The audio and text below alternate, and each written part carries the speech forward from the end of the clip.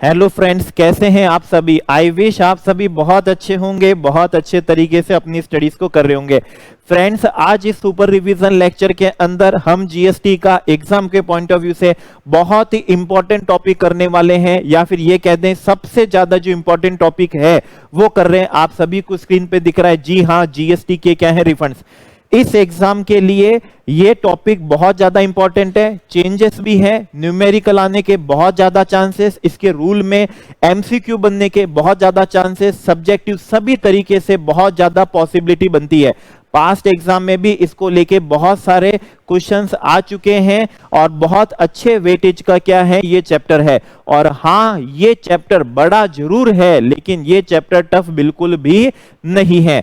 इस super revision lecture के अंदर हम पूरे रूल्स भी कवर करेंगे, सेक्शन, सब सेक्शन, सब कुछ कवर करने वाले हैं। हमारा मेन पर्पस है हम सब कुछ क्या करें, कवर करें, वो हमारा प्राइमरी क्या है, ऑब्जेक्टिव है। और हमारा जो सेकंड और सेकेंडरी ऑब्जेक्टिव है वो है कम से कम समय में। ओके स्टूडेंट, कभी भी आप ये ना देखें कि कम से कम समय में करा दिया जाए। आपका जो मेन उद्देश्य है वो है क्या है, एग्जाम। वो ये नहीं है कि कम समय में हो जाए। ओके, तो इस तरीके से हो जाए कि सब कुछ भी हो जाए और वो कम से क्या हो, कम समय में करा दिया जाए। तो इसी पर्पस के साथ में लेक्चर स्टार्ट करेंगे। आपको और हमको दोनों को जोड़ने के लिए हमारा कमेंट बॉक्स है। हम आपको कभी भी हमारा वीडियो सब्सक्राइब, मतलब चैनल सब्सक्राइब, वीडियो को शेयर, लाइक करने की कोई रिक्वेस्ट नहीं है, किसी भी तरह की कोई रिक्वेस्ट नहीं है। ओके, मेन पर्पस यही है, मेन पर्पस यही है आप एग्जाम में बेहतर कर सकें, आप पास हो सके, बढ़िया मार्क्स ला सके, एग्जामिनेशन तक आप क्या कर सकें, पहुंच सकें। तो आप जरूर बताइएगा कि आपको यह लेक्चर कैसा लग रहा है। मॉनिटरी पर्पस इस लेक्चर का बिल्कुल भी नहीं है, लेकिन हाँ, एक बेनिफिट हमारा इसमें जरूर है और वो है आपका पॉजिटिव रिजल्ट। तो उसी के लिए हम मेहनत कर रहे हैं।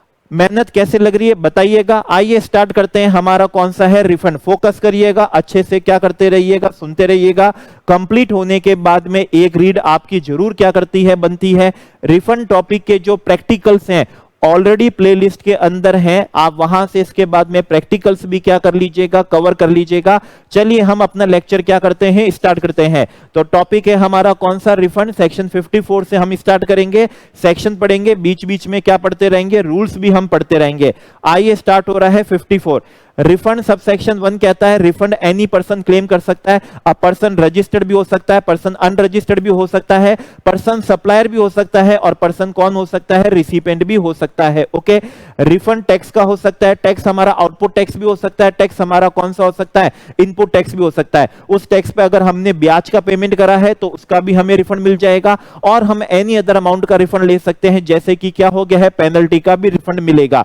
तो वो हमें सेक्शन 54 से मिल रहा है। रिफंड लेने के लिए हमें डिपार्टमेंट से क्या करना पड़ेगा, मांगना पड़ेगा। उसके लिए हमें एप्लीकेशन करनी पड़ेगी, और एप्लीकेशन की जो टाइम लिमिट हमको लॉ ने दी है वो कितने साल है, 2 साल है from relevant date. Relevant date का क्या मतलब होता है वो हम थोड़ी देर बाद में क्या करेंगे, जानेंगे। लेकिन 2 साल में आपको रिफंड क्या करना पड़ेगा, क्लेम करना पड़ेगा। जी हां, अगर आपको कोर्ट के, ट्राइब्यूनल के, अपीलेट अथॉरिटी के ऑर्डर से क्या मिल रहा है, रिफंड मिल रहा है, तो भी वो आपको क्या करना पड़ेगा, मांगना पड़ेगा। रिफंड एप्लीकेशन करनी पड़ेगी, और रिफंड एप्लीकेशन होती है आरएफडी, कौन सी होती है, 01 होती है। ओके, एमसीक्यू में थोड़ा सा क्या हो सकता है, रेलेवेंट हो सकता है। ध्यान रखिएगा, 2 साल के अंदर अंदर हमें रिफंड क्या करना है, क्लेम करना होता है।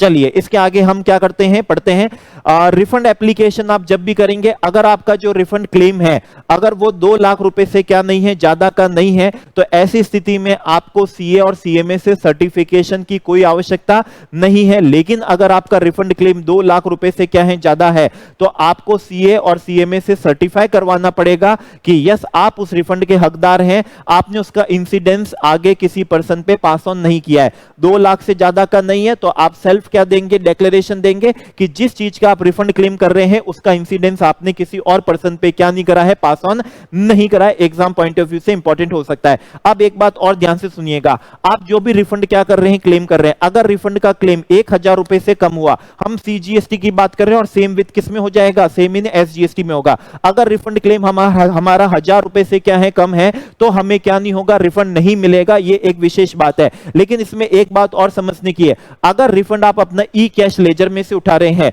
तो उस केस में ये 1000 रुपए वाली कोई टाइम लिमिट, मतलब जो मॉनिटरी लिमिट है, एप्लीकेबल नहीं होगी। और वो 1000 रुपए से कम का भी हुआ तो भी आपको वो क्या हो जाएगा, रिफंड ग्रांट कर दिया जाएगा। अब एक बात ध्यान से समझिएगा, अगर आपको अपने ई कैश का क्या लेना है, रिफंड लेना है, तो ई कैश का रिफंड लेने के लिए आपको रिफंड एप्लीकेशन की जरूरत नहीं है।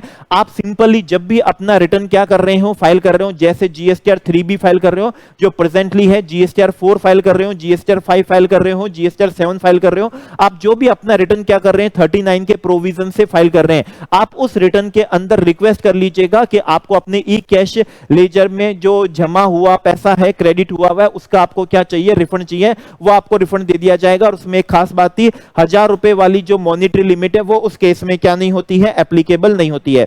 अब एक बात ध्यान से समझना, रूल पे आते हैं।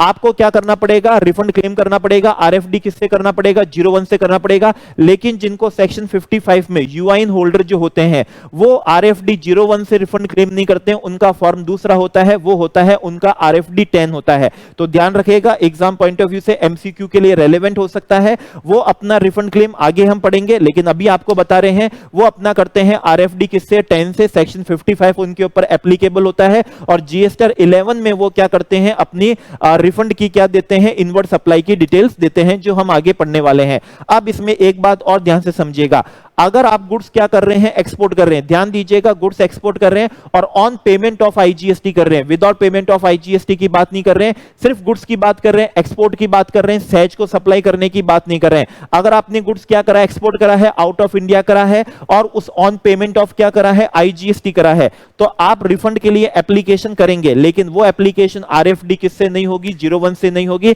आपने जो एक्सपोर्ट के लिए शिपिंग बिल करा है, डिपार्चर जो क्या होता है, मैनिफेस्ट होता है, आपकी जो एक्सपोर्ट रिपोर्ट होती है, उसी को हम डीम्ड आपकी क्या मान लेंगे, रिफंड एप्लीकेशन मान लेंगे। और जो आईजीएसटी आपने पे करा है उसका रिफंड आपको कौन देगा, कस्टम डिपार्टमेंट देगा, जीएसटी डिपार्टमेंट नहीं देगा। एक बात ध्यान से समझिएगा, इसके अंदर कौन देगा, कस्टम डिपार्टमेंट देगा। शिपिंग बिल ही आपका क्या होगा, रिफंड एप्लीकेशन होगी। डिपार्चर मैनिफेस्ट और जो क्या होगा, एक्सपोर्ट रिपोर्ट होगी, उसी से आपको क्या मिलने वाला है, रिफंड मिलने वाला है। लेकिन अगर आप एक्सपोर्ट ऑफ गुड्स कर रहे हैं, ओके, विदाउट पेमेंट ऑफ क्या कर रहे हैं, आईजीएसटी कर रहे हैं, इसका मतलब आप रिफंड किसका क्लेम करना चाहते हैं, आपके आईटीसी का रिफंड क्लेम करना चाहते हैं, तो आपको क्या करना पड़ेगा, आरएफडी 01 से ही एप्लीकेशन करनी होगी। एक बात और ध्यान से समझिएगा, अगर आप एक्सपोर्ट ऑफ सर्विस कर रहे हैं और ऑन पेमेंट ऑफ आईजीएसटी कर रहे हैं, तो भी आपको रिफंड के लिए आपको आरएफडी 01 करना पड़ेगा, क्योंकि सर्विस के केस में शिपिंग बिल की फाइलिंग होती ही नहीं है।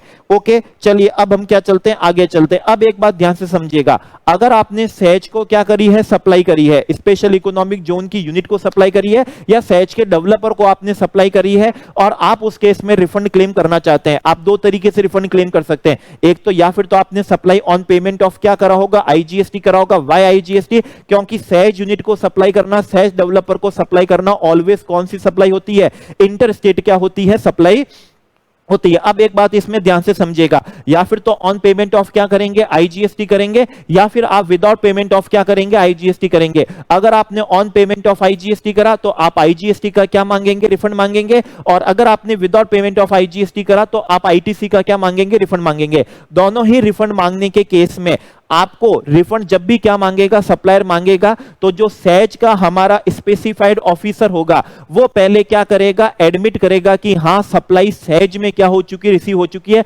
सर्विस सहज के लिए क्या हो चुकी है, रिसीव हो चुकी है। ऐसा इसलिए जरूरी है, कहीं ऐसा ना हो कि हम ये दिखा दें कि सप्लाई तो हमने सहज को करी है लेकिन हमने सप्लाई सहज को नहीं करी हो और रिफंड उठा ले। इसलिए सहज का जो स्पेशल इकोनॉमिक जोन का जो स्पेसिफाइड ऑफिसर होगा वो एंडोर्स करेगा कि यस सप्लाई ऑफ गुड्स क्या हो चुके हैं, सहज में रिसीव हो चुके हैं, सर्विस क्या हो चुकी है, रिसीव हो चुकी है, तभी हम उसका रिफंड ले सकेंगे। अब इसमें एक बात ध्यान से समझिएगा, हम सप्लायर तभी रिफंड ले सकेंगे जब हमारे सहज का जो रिसिपेंट है उसने क्या नहीं लिया हो, आईटीसी नहीं लिया हो। उसने अगर आईटीसी ले लिया है तो फिर उस केस में हम क्या नहीं ले पाएंगे, रिफंड नहीं ले पाएंगे। चलिए अब हम क्या चलते हैं, आगे चलते हैं। अगर क्या है सीटीपी और एनआरटीपी है, सीटीपी जो उस स्टेट में चंद दिनों का मेहमान होता है और एनआरटीपी तो वो होता है जो उस देश के अंदर ही, हमारे देश में ही चंद दिनों का क्या होता है, मेहमान होता है। सेक्शन 27 के प्रोविजन से हमने पढ़ा था, उनको एडवांस क्या करना पड़ता है, अपना एस्टिमेटेड टैक्स लायबिलिटी क्या करनी पड़ती है, डिपॉजिट करनी पड़ती है, that is estimated net tax liability deposit करनी पड़ती है, और वो भी किससे, ई कैश लेजर में।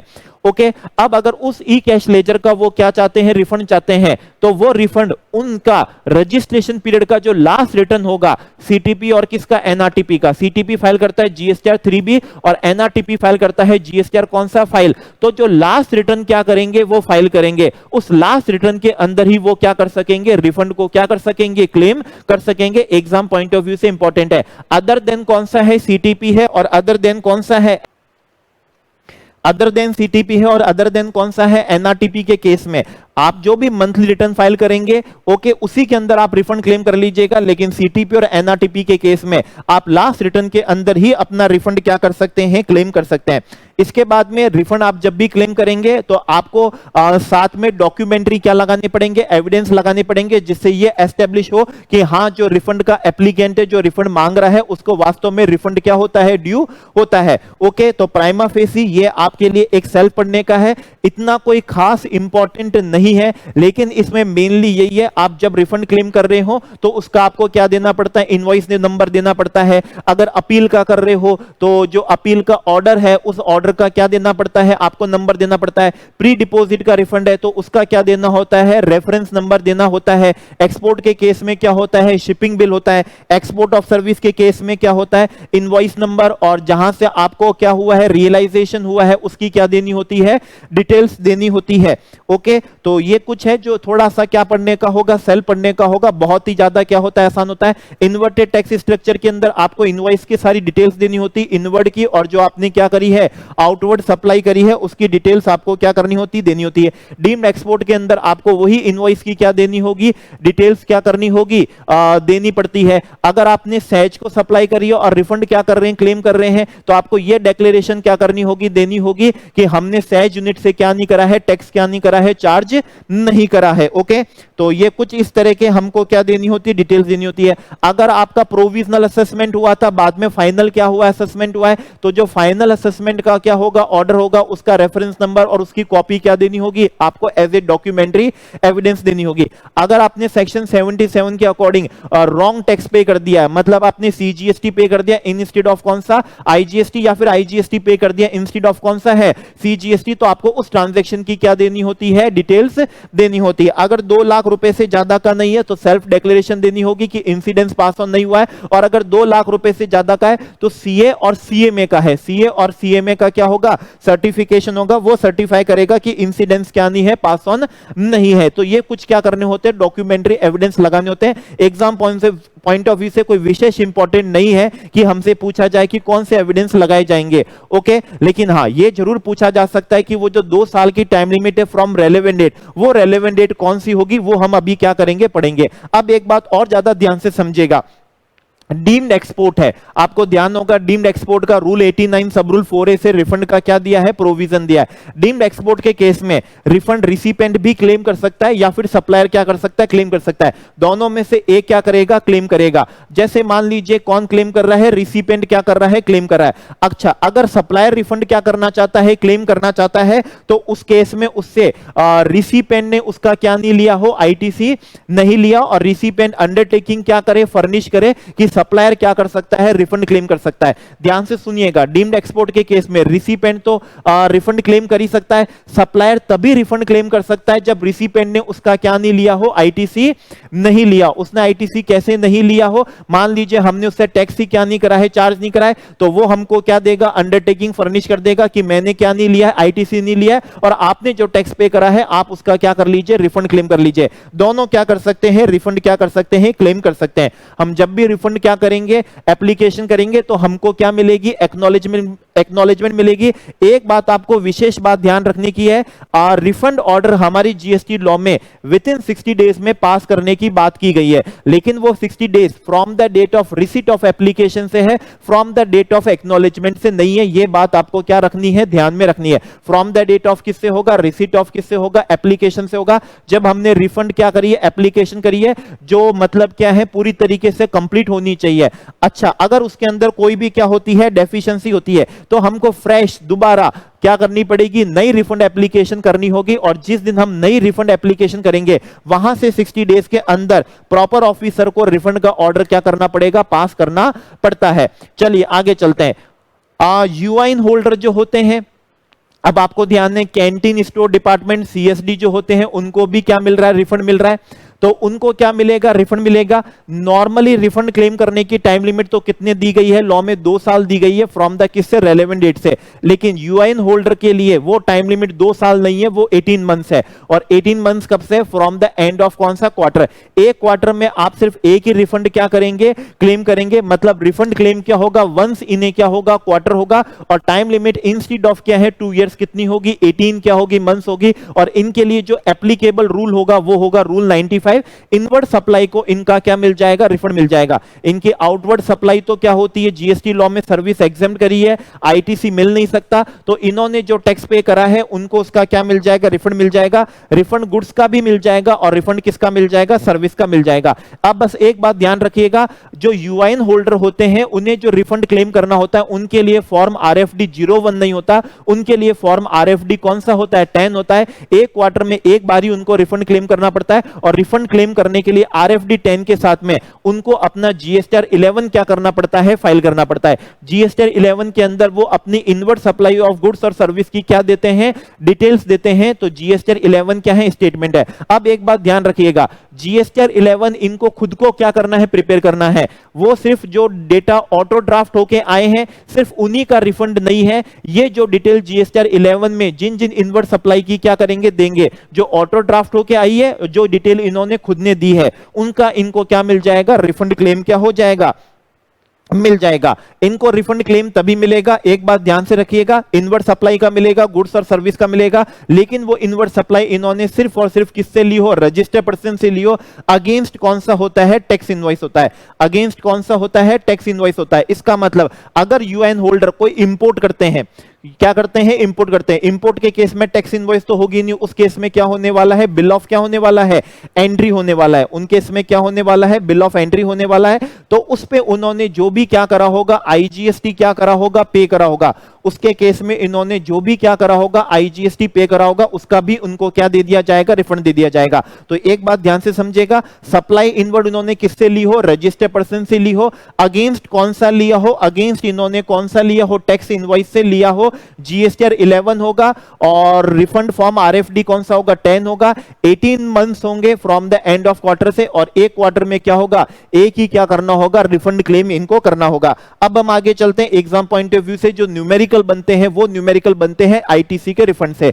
54 सबसेक्शन 3 बोलता है, सबसे पहले तो आपका जो आईटीसी रिफंड बन रहा है, डिपार्टमेंट उसको क्या कर सकता है, विथहेल्ड भी कर सकता है। आप अपने फॉर्मूले से जो भी क्या करेंगे, रिफंड क्लेम निकालेंगे, रिफंड ऑर्डर भी क्या हो जाएगा, पास हो जाएगा। लेकिन उस रिफंड ऑर्डर को डिपार्टमेंट क्या कर सकता है, विथहेल्ड भी कर सकता है। क्यों कर सकता है, अगर कुछ आपके पुराने पीरियड के रिटर्न क्या नहीं हो रखे हैं, फाइल नहीं हो रखे हैं, तो आप रिटर्न पहले फाइल करिए, उस पर टैक्स इंटरेस्ट पेनल्टी जो बन रही है उसका पहले क्या करिए, पेमेंट करिए। ओके, या फिर आपके कुछ आउटस्टैंडिंग ड्यूज हैं जीएसटी लॉ के या फिर कौन से एग्जिस्टिंग लॉ के, तो पहले आप उनको क्या करिए, पे करिए, फिर हम आपको रिफंड देंगे। या फिर हम क्या करेंगे, इसी रिफंड में से हम उसको क्या कर लेंगे, एडजस्ट कर लेंगे। मतलब क्या करा जा सकता है, विथहेल्ड करने का भी प्रोविजन है 54 सबसेक्शन 10 के अंदर। आईटीसी का रिफंड रजिस्टर्ड पर्सन को मिलेगा, क्योंकि आईटीसी कौन ले सकता है, रजिस्टर्ड पर्सन ले सकता है। ओके, तो एक्यूमुलेटेड आईटीसी है, उसका आपको क्या मिल सकेगा, रिफंड मिल सकेगा।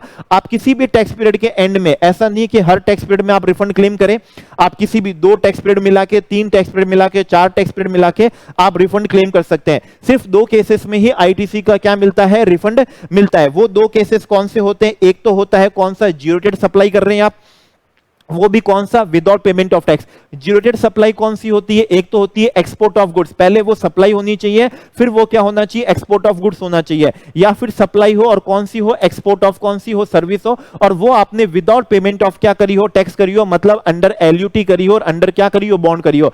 एलयूटी लेटर ऑफ अंडरटेकिंग होती है, अपने ही किस पे देनी होती है, लेटर हेड पे देनी होती है, अपने ही किस पे देनी होती है, लेटर हेड पे देनी होती है। ओके, चलिए आगे चलते हैं। दूसरा जीरो रेट सप्लाई है, आपने किसको सप्लाई करी है, स्पेशल इकोनॉमिक जोन की यूनिट को सप्लाई करिए, स्पेशल इकोनॉमिक जोन के डेवलपर को सप्लाई करिए। विदाउट पेमेंट ऑफ टैक्स का आप क्या कर सकते हैं, सप्लाई कर सकते हैं। अगेन वो आपको अंडर एलयूटी और क्या करना होगा, बॉन्ड करना होता है। अंडर एलयूटी और क्या करना होता है, बॉन्ड करना होता है। इसका हम रेलेवेंट रूल भी क्या करेंगे, आगे जाके पढ़ेंगे। तो उस केस में हम आपको क्या दे सकेंगे, आईटीसी का क्या दे सकेंगे, रिफंड दे सकेंगे। अगर आपने ऑन पेमेंट ऑफ क्या कर रहे हैं, आईजीएसटी कर रहे हैं, तो आपको आईटीसी का रिफंड नहीं मिलेगा। वो जो आपने आईजीएसटी आईजीएसटी क्या करा है, पे करा है, उसका हम आपको रिफंड दे देंगे। लेकिन उसमें विशेष बात यह है, उस आईजीएसटी का पेमेंट करने के लिए आईटीसी को यूज कर लीजिएगा और आईजीएसटी जो पे करा है उसका रिफंड ले लीजिएगा, तो इनडायरेक्टली आपको आईटीसी का रिफंड मिल जाएगा। मतलब डायरेक्टली आपको आईटीसी का रिफंड नहीं मिलेगा, लेकिन इनडायरेक्टली आप आईटीसी का रिफंड ले सकेंगे। आप आईजीएसटी के पेमेंट में आईटीसी को यूज कर लीजिएगा, फिर आईजीएसटी का रिफंड क्लेम कर लीजिएगा। आईटीसी का रिफंड हम तभी देंगे जब आपने विदाउट पेमेंट ऑफ टैक्स क्या करी हो, सप्लाई करी हो। कौन सी? जीरो रेटेड क्या करी हो, सप्लाई करी हो। सहज को सप्लाई करेंगे तो जीरो रेटेड होगी। अगर आपने ईओयू एक्सपोर्ट ओरिएंटेड जो अंडरटेकिंग्स होती है, यूनिट्स होती है, अगर आप उसको क्या कर रहे हैं, सप्लाई कर रहे हैं, तो वो जीरो रेटेड सप्लाई नहीं है, लेकिन वो क्या है, डीम्ड एक्सपोर्ट है। और डीम्ड एक्सपोर्ट के केस में भी क्या मिल जाता है, रिफंड मिल जाता है। या फिर तो रिसिपेंट ले सकता है, या फिर क्या ले सकता है, सप्लायर ले सकता है। सप्लायर तभी ले सकता है जब रिसिपेंट ने आईटीसी नहीं लिया और वो अंडरटेकिंग दे कि हाँ सप्लायर क्या कर सकता है, रिफंड क्लेम कर सकता है। अब इसमें एक बात और ध्यान से समझिएगा, अगर कोई मान लीजिए नील रेटेड गुड्स है या फिर होली एग्जेम्प्ट कोई सप्लाई है, या फिर जिसपे जीएसटी लेवी होता ही नहीं है, अल्कोहलिक लीकर हो गया, पेट्रोल डीजल हो गया, अगर आपने उसको क्या करा है, एक्सपोर्ट सप्लाई करी है, या फिर आपने उसको सहज को करी है, ओके, तो वो भी सप्लाई कौन सी बन जाएगी, जीरो रेटेड क्या बन जाएगी, सप्लाई बन जाएगी। आपको क्या मिल जाएगा, आईटीसी मिल जाएगा, और आप उसका आईटीसी का क्या कर सकेंगे, रिफंड भी क्या कर सकेंगे, क्लेम कर सकेंगे। ध्यान रखिएगा, नील रेटेड, होली एग्जाम या फिर जिसपे जीएसटी लेवेबल नहीं होता है, ओके, आप उस पे एक्यूमुलेटेड आईटीसी का रिफंड आपको मिल जाएगा, आपको उस केस में रिफंड मिल जाएगा। लेकिन रिफंड लेने के लिए आपको रजिस्ट्रेशन लेना पड़ेगा, क्योंकि रजिस्ट्रेशन लेने पे ही आपको क्या मिलता है, आईटीसी मिलता है। लेकिन एक बात ध्यान रखिएगा, ब्लॉक क्रेडिट का कभी आपको आईटीसी नहीं मिल सकता। इवन अगर आप सप्लाई एक्सपोर्ट भी कर रहे हैं, स्पेशल इकोनॉमिक जोन को कर रहे हैं, तो भी ब्लॉक का आपको आईटीसी नहीं मिलेगा, तो आप उसका रिफंड क्लेम नहीं कर सकते। ये एक विशेष बात थी कि जिस पे जीएसटी लेवी नहीं होता है उस पे भी आपको आईटीसी मिल जाएगा, उसका भी आप क्या कर सकेंगे, रिफंड क्लेम कर सकेंगे। दूसरा, आपको आईटीसी का रिफंड कब मिलेगा, जिस सप्लाई पे इन्वर्टेड टैक्स स्ट्रक्चर होता है। इन्वर्टेड टैक्स स्ट्रक्चर क्या होता है, जहां पर भी कि एक भी इनपुट की रेट, मतलब इवन क्या है, वन इनपुट की जो रेट ऑफ जीएसटी है, वो आपकी जो क्या है, आउटपुट सप्लाई जो है, आउटपुट सप्लाई जो है, वो गुड्स की भी हो सकती है, सर्विस की भी हो सकती है, उसकी रेट से क्या है, मतलब इनपुट की रेट क्या है, ज्यादा है, आउटपुट की रेट क्या है, कम है। Okay, at a same point of time, at a same point of time outward supply की रेट तो कम है और इनपुट की रेट क्या है, ज्यादा है। ध्यान रखिएगा, कभी भी inverted tax structure input service की वजह से नहीं होता है, कैपिटल गुड्स की वजह से नहीं होता है। एक बात ध्यान से समझिएगा, इवन अगर एक इनपुट की रेट भी जो मार्जिनली छोटा सा ही क्या आता है, काम आता है आउटवर्ड सप्लाई के अंदर, अगर वो थोड़ा सा ही काम आ रहा है लेकिन उसकी रेट आउटवर्ड सप्लाई की रेट से क्या है, ज्यादा है, तो वो सप्लाई बिकम क्या बन जाएगी, इन्वर्टेड टैक्स स्ट्रक्चर बन जाएगी, और आप उस पर एक्यूमुलेटेड आईटीसी का क्या ले सकेंगे, रिफंड ले सकेंगे। अब एक बात ध्यान से समझिएगा, अगर आपकी आउटवर्ड सप्लाई कौन सी है, नील रेटेड है, या आपकी आउटवर्ड सप्लाई कौन सी है, फुल्ली एग्जेम्प्ट है, तो उस सप्लाई को हम इन्वर्टेड टैक्स स्ट्रक्चर नहीं मानेंगे, एक्यूमुलेटेड आईटीसी का रिफंड नहीं देंगे। लेकिन अगर उसी सप्लाई को अगर आप जीरो रेटेड सप्लाई करेंगे तो आपको आईटीसी का क्या मिल जाएगा, रिफंड मिल जाएगा। अब एक बात और ध्यान से समझिएगा, इन्वर्टेड टैक्स स्ट्रक्चर है, लेकिन जिन सप्लाई को गवर्नमेंट ने क्या कर दिया, नोटिफाई कर दिया कि इस रेस्पेक्ट में हम आईटीसी आपको रिफंड नहीं देंगे, तो उन पे आपको क्या नहीं मिलेगा, रिफंड नहीं मिलेगा। जिन जिन गुड्स को नोटिफाई कर दिया या जिन जिन सर्विसेज को क्या कर दिया है, नोटिफाई कर दिया, इवन उस सप्लाई पे इन्वर्टेड टैक्स स्ट्रक्चर हो तो भी आपको एक्यूमुलेटेड आईटीसी का रिफंड नहीं मिलेगा। लेकिन एक बात इसमें ध्यान से समझनी की है, जो गुड्स आपने नोटिफाई कर दिए, जो सर्विस आपने नोटिफाई कर दी है कि इन्वर्टेड टैक्स स्ट्रक्चर होने के बावजूद आपको क्या नहीं देंगे, रिफंड नहीं देंगे, अगर उन गुड्स को और उन सर्विसेज का अगर आप जीरो रेटेड सप्लाई करते हैं, जीरो रेटेड सप्लाई करते हैं, तो वहां आपको जरूर क्या मिल जाएगा, रिफंड मिल जाएगा। ओके, तो ये हमने बहुत ही अच्छा क्या करा है, इसका जूस निकाल लिया। अब एक बात ध्यान से समझिएगा, अगर आप जीरो रेटेड क्या कर रहे हैं, सप्लाई कर रहे हैं, विदाउट पेमेंट ऑफ टैक्स कर रहे हैं, तो आपको आईटीसी का रिफंड मिलता है। लेकिन अगर वो जो गुड्स आपने एक्सपोर्ट करें, अगर वो एक्सपोर्ट ऑन पेमेंट ऑफ किस पे हो रहे हैं, एक्सपोर्ट ड्यूटी है, अगर वो ऑन पेमेंट ऑफ कौन सा है, एक्सपोर्ट ड्यूटी है, जिसपे हमारी गवर्नमेंट क्या लगा रही है, एक्सपोर्ट ड्यूटी। वैसे नॉर्मली एक्सपोर्ट ड्यूटी एग्जेम्प्ट है, लेकिन अगर किसी गुड्स पे एग्जेम्प्ट नहीं है तो उस गुड्स के ऊपर आपको आईटीसी का क्या नहीं देंगे, रिफंड नहीं देंगे। तो ऐसी स्थिति में आपको क्या करना चाहिए, आपको उन गुड्स को ऑन पेमेंट ऑफ आईजीएसटी क्या करना चाहिए, एक्सपोर्ट करना चाहिए। उस आईजीएसटी के पेमेंट में आपको आईटीसी को क्या कर लेना चाहिए, यूटिलाइज करना चाहिए, और फिर आईजीएसटी का क्या करना चाहिए, रिफंड क्लेम करना चाहिए। साथ में हम आपको प्लानिंग भी बता रहे हैं, प्रेजेंस ऑफ माइंड बता रहे हैं कि क्या करना चाहिए। अगर एक्सपोर्ट ड्यूटी के पेमेंट पे अगर एक्सपोर्ट करना है तो आईटीसी का रिफंड नहीं देंगे, तो हमारे एक्सपोर्टर को क्या करना चाहिए, हमारे एक्सपोर्टर को ऑन पेमेंट ऑफ क्या करना चाहिए, आईजीएसटी करना चाहिए, और उस आईजीएसटी का उसको क्या ले लेना चाहिए, रिफंड ले लेना चाहिए। ये कंडीशन किस पे है? एक्सपोर्ट पे है। और किस पे? एक्सपोर्ट ड्यूटी हमेशा किस पे लगती है? गुड्स पे लगती है। दूसरा रेस्ट्रिक्शन, अगर जो गुड्स आप क्या कर रहे हैं? एक्सपोर्ट कर रहे हैं, ओके, जो सर्विस क्या कर रहे हैं? एक्सपोर्ट कर रहे हैं, अगर उस पे हमको ड्रॉबैक मिल रहा है, जैसे हमारे कस्टम में सेक्शन 74 सेक्शन 75 के प्रोविजन से ड्यूटी ड्रॉबैक मिल जाता है, ओके। तो अगर आप ऑलरेडी कस्टम्स एक्ट के सेक्शन 74 75 के प्रोविजन से ड्यूटी ड्रॉबैक क्या कर चुके हैं? क्लेम कर चुके हैं, सीजीएसटी का, आईजीएसटी का, तो अगेन आप सेक्शन 654 के प्रोविजन से, जीएसटी के 54 के प्रोविजन से आप सीजीएसटी आईजीएसटी का रिफंड क्या नहीं कर सकते? क्लेम नहीं कर सकते। तो दो केसेस हो गए, एक तो आपने ऑलरेडी ड्यूटी ड्रॉबैक क्लेम कर लिया है दूसरे एक्ट में, और दूसरा है अगर ऑन पेमेंट ऑफ क्या एक्सपोर्ट ड्यूटी है तो हम आपको आईटीसी का क्या नहीं देंगे? हम आपको आईटीसी का रिफंड देने वाले नहीं है। अब जो बहुत मेन इंपॉर्टेंट बात क्या करने वाले हैं, शुरू करने वाले हैं, वो है हमारा कि अगर जीरो रेटेड सप्लाई हो रही है, विदाउट पेमेंट ऑफ क्या हो रही है? टैक्स हो रही है, अंडर एलयूटी और क्या हो रही है? बॉन्ड हो रही है, तो उस केस में हमको एक्यूमुलेटेड आईटीसी का रिफंड कैसे मिलेगा? तो वो रूल 89 सब रूल 4 के क्या मिलने वाला है? प्रोविजन से मिलने वाला है, ओके। अब वो रिफंड हम कैसे निकालेंगे? तो उसको रिफंड निकालने का बहुत ही सिंपल तरीका है, बहुत ध्यान से समझना है, एग्जाम पॉइंट ऑफ व्यू से बहुत ज्यादा इंपॉर्टेंट है। रॉन्ग होने की बहुत सारी क्या है? पॉसिबिलिटीज है, क्योंकि इसमें कुछ ऐसी बारीकियां हैं कि पढ़ने के बावजूद भी हमको क्या नहीं आती है? पकड़ में नहीं आती है। तो आइए उसको हम पढ़ते हैं, कवर करते हैं। आपको एक प्रपोर्शन बनाना पड़ेगा। कैसे? आपको अपनी zero rated supply of goods plus zero rated supply of service लेनी है, ओके, उसको डिवाइड करना है आपको अपने एडजस्टेड टोटल टर्नओवर से, मल्टीप्लाई करना है किससे? नेट आईटीसी से। ये हमने आपको अभी जनरल बताया है। अब इसमें टेक्निकल क्या होगा? धीरे धीरे हम पढ़ेंगे। अगेन वापस zero rated supply of good service divided by adjusted total turnover multiply by क्या करेंगे? नेट आईटीसी करेंगे।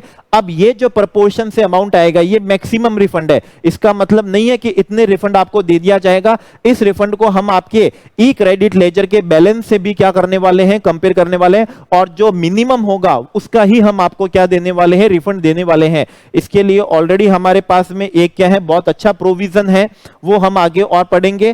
तो चलिए हम इसको आगे करते हैं। अब सबसे पहले नेट आईटीसी की हम इसमें बात करें तो नेट आईटीसी कौन सा होगा? एक बात समझिएगा, जिस भी रेलेवेंट पीरियड का आप रिफंड क्लेम कर रहे हैं, जरूरी नहीं हो कि वो कोई एक टैक्स पीरियड ही हो, वो एक से ज्यादा टैक्स पीरियड का भी कॉम्बिनेशन हो सकता है। ऐसा क्यों होता है? मान लीजिए एक पर्टिकुलर टैक्स पीरियड है, कौन सा? मई में आपने इनपुट लिया, इनपुट सर्विस लिया, लेकिन कुछ भी क्या नहीं हुआ? जीरो रेटेड सप्लाई नहीं हुई। आपने जून के अंदर जीरो रेटेड सप्लाई करी, लेकिन कुछ भी इनपुट और इनपुट सर्विस नहीं ली है, ओके। अगर हम आपको रिफंड सिर्फ किसका देते? टैक्स पीरियड का देते, तो मई में आप रिफंड लेते ही कैसे? क्योंकि आपका जीरो रेटेड सप्लाई का टर्नओवर था ही नहीं। और जून में लेते कैसे? टर्नओवर तो था, लेकिन कुछ आईटीसी आपने इनपुट सर्विस का लिया ही नहीं, तो लौने का आप रिफंड लीजिए रेलेवेंट पीरियड का। अब नेट आईटीसी का क्या मतलब होगा? नेट आईटीसी का मतलब है जिस भी पीरियड का आप रिफंड क्लेम कर रहे हैं उस पीरियड में आपने इनपुट और इनपुट सर्विस का जो भी आईटीसी अवेल कराए, जी हां, ओपनिंग बैलेंस ऑफ आईटीसी नहीं लेना है। जिस पीरियड का आप रिफंड क्लेम कर रहे हैं उस पीरियड में आपने इनपुट और इनपुट सर्विस का जो भी क्या लिया है, आईटीसी क्या करा है? अवेल करा है, उस चीज को आपने को लेना है, ओके, उसको लेना है। अब वो आपका जो भी क्या है आईटीसी अवेल है, इनपुट और इनपुट सर्विस का लेना है, कैपिटल गुड्स का नहीं लेना है, क्योंकि कैपिटल गुड्स का हम आपको क्या नहीं देने वाले हैं? आईटीसी देने वाले, और आईटीसी का रिफंड देने वाले नहीं है। इनपुट और किसका देने वाले हैं? इनपुट सर्विस का देने वाले हैं। अब इस आईटीसी में से आप 89 सब रूल 4A और 4B वाला जो सेपरेटली आपको क्या मिल चुका है? रिफंड मिल चुका है, डीम्ड एक्सपोर्ट का, मर्चेंट किसका? एक्सपोर्ट का, तो वो आप आईटीसी क्या कर लीजिए? रिड्यूस कर लीजिए, क्योंकि आप उसका क्या ले चुके हैं? ऑलरेडी रिफंड ले चुके हैं। तो आप अपने आईटीसी को, इनपुट और इनपुट सर्विस के आईटीसी को जो आपने अवेल करा है रेलेवेंट पीरियड में, उसको आप रिड्यूस कर लीजिए 89 सब रूल 4 के रिफंड वाले अमाउंट से। 89 सब रूल 4 में 4B के अंदर जो रिफंड मिला है उससे आप रिड्यूस कर लीजिए। रिड्यूस करने के बाद जो आएगा उसको हम बोलते हैं कौन सा है? नेट क्या होता है? आईटीसी होता है। तो ये हमारा अब क्या बन चुका है? नेट आईटीसी बन चुका है। अब हमको लेना है turnover of zero rated supply of goods और सर्विस। बहुत ज्यादा इंपॉर्टेंट है एग्जाम पॉइंट ऑफ व्यू से। मे भी हो सकता है अभी जो आप कुछ बात सुने वो आपने पहले नहीं समझी हो, तो इस बात को ध्यान से समझेगा। सबसे पहले हम बात करेंगे जीरो रेटेड सप्लाई ऑफ, किसकी बात करने वाले हैं? गुड्स की बात कर रहे हैं, सर्विस की बात नहीं कर रहे हैं। फोकस करिएगा किस पे? गुड्स की बात कर रहे हैं। तो zero rated supply of goods का मतलब क्या हो गया? गुड्स हमने क्या करी है? सहज को दिया है, एक्सपोर्ट करा है, विदाउट पेमेंट ऑफ टैक्स करा है, अंडर बॉन्ड करा है, एलयूटी करा है। अब आपको इसको कंपेयर करना पड़ेगा आपने जो सप्लाई करी है उस सप्लाई की जो डोमेस्टिक वैल्यू है, उसी सप्लाई की जो डोमेस्टिक वैल्यू है उसका कितना 1.5 टाइम्स, और दोनों में से विच एवर इस क्या होगा, लेस होगा। ये इस बार के लिए क्या अमेंडमेंट है, इस रिफंड के amendment separately detailed, very detailed, और विद किसके साथ में, जूस के साथ में प्लेलिस्ट के अंदर है। आप नवंबर 20 के जो अमेंडमेंट्स हैं वहां जाके आप प्लेलिस्ट के अंदर देख सकते हैं। रिफंड के 2 लेक्चर हैं और उससे आप रिफंड के जो अमेंडमेंट्स हैं आप उनके सिर्फ अमेंडमेंट ही नहीं, आप उसके अलावा प्रैक्टिकल भी बहुत कुछ चीजें उस लेक्चर को देख के समझ सकते हैं। रिवीजन लेक्चर में हम ये बताते हैं, एक तो क्या है जो वैल्यू ऑफ सप्लाई है, कौन सी जीरो डेट जो विदाउट पेमेंट ऑफ ने टैक्स करी है उसको आप कंपेयर करेंगे उसी सप्लाई की जो डोमेस्टिक वैल्यू है उसके कितने से, 1.5 टाइम्स से, और दोनों में से विच एवरेज क्या होगा, लेस होगा। ये प्रोविजन सिर्फ और सिर्फ गुड्स के रेस्पेक्ट में लगाना है, zero rated supply of service के रेस्पेक्ट में नहीं लगाना है। ये प्रोविजन आपको सिर्फ तब लगाना है जब विदाउट पेमेंट ऑफ क्या करा है, टैक्स करा है। अगर आप ऑन पेमेंट ऑफ क्या कर रहे हैं, टैक्स कर रहे हैं, तो 1.5 टाइम्स वाला ऐसा कोई प्रोविजन आपको क्या नहीं करना है, एप्लीकेबल नहीं करना है। ओके, तो ये आपका आ गया टर्नओवर। अब इस टर्नओवर में से आप 89 सब रूल 4A का टर्नओवर लेस कर लीजिए, वो रिफंड अमाउंट नहीं, रिफंड अमाउंट तो किस में से लेस करना है, आईटीसी वाले में से, नेट आईटीसी की कंप्यूटेशन में। यहां आपको क्या रिड्यूस करना है, जो आपने एक्सपोर्ट टर्नओवर कर दिया है। रूल 89 सब रूल 4A डीम्ड एक्सपोर्ट का होता है, और सब रूल 4B कौन सा होता है, मर्चेंट एक्सपोर्ट वाला क्या होता है, प्रोविजन होता है। ईओयू वाला भी होता है, ईएचटीपी वाला भी होता है, एडवांस ऑथराइजेशन वाला भी होता है, जिन्होंने इंपोर्ट करा था without payment of IGST, without payment of GST compensation cess, और आगे क्या करते हैं, एक्सपोर्ट करते हैं। उसका हम सेपरेटली क्या दे देते हैं, रिफंड दे देते हैं। हालांकि वो सप्लाई एक्सपोर्ट है, एक्सपोर्ट सप्लाई है, विदाउट पेमेंट ऑफ टैक्स है, तो वो जीरोटेड सप्लाई ऑफ गुड्स हुई है विदाउट पेमेंट ऑफ टैक्स। लेकिन उसके रेस्पेक्ट में हम आपको इनपुट सर्विस को ऑलरेडी क्या दे चुके हैं, सेपरेटली रिफंड दे चुके हैं, इसलिए आप इसको यहां पर टर्नओवर में से क्या कर दीजिए, लेस कर दीजिए। विशेष बात ध्यान रखिएगा, अभी हम किसका पढ़ रहे हैं, गुड्स का पढ़ रहे हैं, और अभी हमने जो लेस करा है वो जीरोटेड सप्लाई ऑफ गुड्स के टर्नओवर में से क्या करा है, लेस करा है। तो 89 सब रूल 4A और 4B आप क्या कर लीजिएगा, लेस कर लीजिएगा। ये हमेशा किसके रेस्पेक्ट में होता है, गुड्स के रेस्पेक्ट में होता है, सर्विस के क्या नहीं होता है, रेस्पेक्ट में नहीं होता है। अब आपको सर्विस का टर्नओवर लेना है। अगर आपने कोई जीरोटेड सप्लाई ऑफ सर्विस करी है, ओके, मतलब एक्सपोर्ट सर्विस करी है, या फिर सर्विस टू किसको दी है, डेवलपर को या सहज यूनिट को दी है, अब आपको उसका क्या लेना है, टर्नओवर लेना है। यहां 1.5 टाइम्स का मैक्सिमम लिमिट का ऐसा कोई प्रोविजन नहीं है।